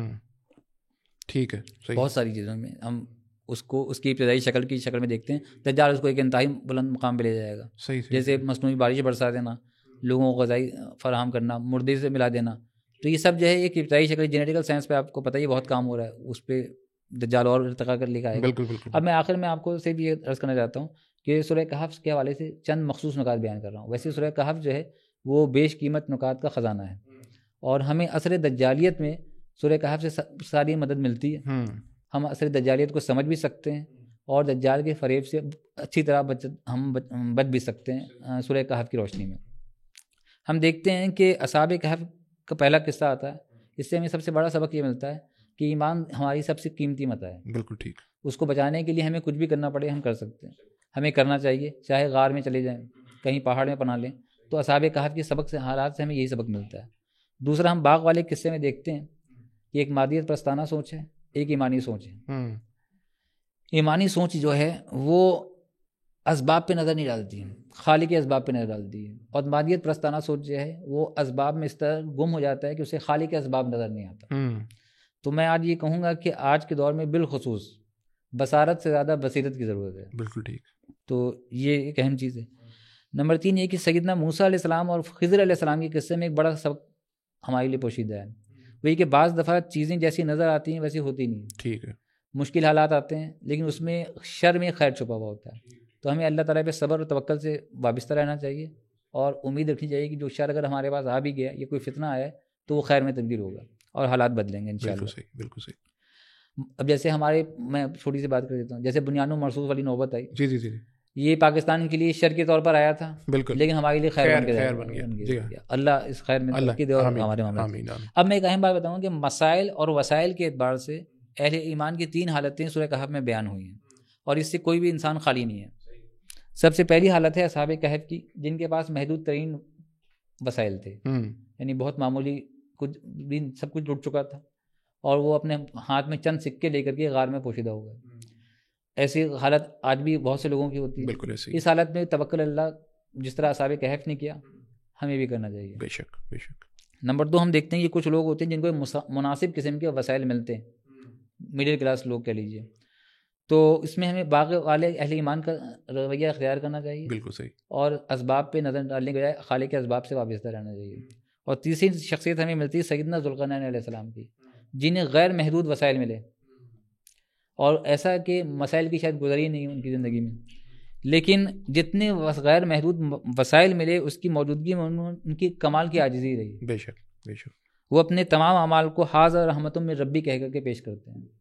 تو آج ہمیں بھی اسی 3 حالتوں میں انہی 3 کرداروں کو منتخب کرنا چاہیے. ڈاکٹر صاحب، کسی بھی دینی علم کے حوالے سے بالعموم اور علامات قیامت یا واقعات دجال کے حوالے سے بالخصوص یہ جاننا ضروری ہے کہ اس کا ماخذ علم کیا ہے. تو ہم دیکھتے ہیں کہ جو علامات قیامت کا باب ہے، اس میں ہم قرآن کریم، احادیث صحیحہ، آثار صحابہ و تابعین، تاریخ اور بائبل یعنی عہد نامہ قدیم و جدید سے استفادہ کرتے ہیں. اس میں صرف قرآن اور حدیث ہی ہے جو محکم و منصوص ہے. بقیہ تمام ماخذ علم منصوص اور یقینی نہیں ہے کہ ان سے ہم عقیدہ یا ایمان برآمد کر لیں. پھر یہ بات بھی پیش نظر رہے کہ اس موضوع پر ہر تحقیق کلی طور پر قرآن و حدیث پر ماخوذ نہیں ہوتی، اس پہ منحصر نہیں ہوتی. اس لیے وہ ایک نظریہ تو ہے، ایمان اور عقیدہ نہیں ہے. دجال کے وجود و شخصیت اور یاجوج ماجوج سے متعلق بالخصوص یاجوج ماجوج کی نسلی تحقیق کے حوالے سے جو میں نے اپنی تحقیقات پیش کی تھیں، وہ میری ذاتی تحقیق ہے، جس میں خطا کا امکان بہرحال موجود ہے، اور اس سے اختلاف بھی کیا جا سکتا ہے، اتفاق بھی کیا جا سکتا ہے. یہ کوئی ایمانیات کا مسئلہ نہیں ہے، کیونکہ جو حتمی اور یقینی ہے وہ صرف اور صرف اللہ اور اس کے رسول صلی اللہ علیہ وسلم کا فرمان ہے. ایک اہم بات یہ ہے کہ میں نے اپنی تحقیق کو اپنی تحریر میں تفصیل سے بیان کیا ہے. اس مختصر سی پوڈ کاسٹ میں اس کی تفصیل بیان نہیں کر سکا، نہ تحقیق کے تمام دلائل میں پیش کر سکا ہوں. اس لیے جو شائقین ہیں وہ مجلہ الواقع کے اشاعت خاص فتنہ دجالیت میں اسے ملاحظہ کر سکتے ہیں. اس مختصر سی نشست میں تمام دلائل کا استقصا ممکن بھی نہیں تھا. اچھا، آخر میں سب سے اہم بات میں یہ کہنا چاہتا ہوں کہ میں بھی ناقص ہوں اور میری تحقیق بھی عاجزانہ ہے. کامل صرف وہی ذات یکتا ہے. اس لیے دلائل کتاب و سنت کے ساتھ اگر کوئی میری تحقیقات کی تردید کرے تو میرے سر آنکھوں پر، کیونکہ اصلاح خواہ کسی قسم کی ہو بشکریہ قبول کی جائے گی. یہ کتاب و سنت کا قطعاً مقصد نہیں ہے کہ وہ علامات قیامت کی جو پیشن گوئیاں انہوں نے بیان کیا، اس میں بیان ہوئی ہیں، وہ لوگوں کی قصہ گوئی کا موضوع بنے. اچھا، اس وقت ہمارے معاصرین میں بہت سارے احباب ہیں جو اس موضوع کو انتہائی سنسنی خیزی کے ہاتھ لے جاتے ہیں، اور بدقسمتی ہے کہ میڈیا نے ایک ایسا ماحول بنا دیا ہے کہ جب تک کسی چیز میں سنسنی پیدا نہ ہو تو فیم حاصل نہیں ہوتا، ویوز نہیں آتے. تو ان سب چیزوں نے جو ہے اس موضوع کو کے تقدس کو پامال کر کے رکھ دیا ہے، اور انہی چیزوں کے تقدس کو پامال نہیں کیا، بلکہ کتاب و سنت کے بہت سارے حساس موضوعات جو ہیں وہ پامال ہو گئے. بہت اعلیٰ، بہت اہم باتیں. اور اسی کے ساتھ میں آپ کا شکریہ بھی ادا کروں گا، اور یہ کہ آپ نے بہت اہم، شیخ نے بہت اہم ایک بات بتائی کہ دجال کے حوالے سے چونکہ اس کا جو مرکزی ایک موضوع تھا آج کا وہ اسی کی شخصیت تھی، اور اس کے بارے میں کچھ ٹیکنالوجی کے بارے میں ذکر کیا گیا، جیسے جین ایڈیٹنگ ہے جس سے اپنی مرضی کا انسان بنایا جا سکتا ہے. اسی طرح سے دیگر ٹیکنالوجیز ہیں جس کے ذریعے سے انسان کو کنٹرول کیا جا سکتا ہے. تو یہ ساری چیزیں ایک ہی طرف اشارہ کرتی ہیں کہ ایک کنٹرولنگ اس طرح کا نظام بنانے کی کوشش کی جا رہی ہے کہ جس سے ایک ایسی شخصیت جو کہ لوگوں کے اوپر اپنی کسی طرح کی حکمرانی قائم کر سکے، یا ان کو کسی طرح سے اپنے کسی انگوٹھے کے نیچے رکھ سکے، یا اس کا کوئی مقصد شیطانی ہوگا، تو آپ پھر سمجھ سکتے ہیں کہ شیطانی مقصد سے کیا کچھ کیا جا سکتا ہے. تو یہ چیزیں سمجھنے کی ضرورت ہے. ہم نے آج کوشش کی کہ جتنے سوالات کر سکیں اس محدود وقت میں وہ کریں. اس کے علاوہ بہت سے آپ کے سوالات ہو سکتے ہیں، یقیناً آپ ضرور کمنٹ کریں، اور ہماری کوشش ہوگی کہ انشاءاللہ ان کے بھی جوابات ضرور دیے جائیں. اس کے ساتھ ہی مجھے اجازت دیجیے گا. السلام علیکم ورحمۃ اللہ وبرکاتہ.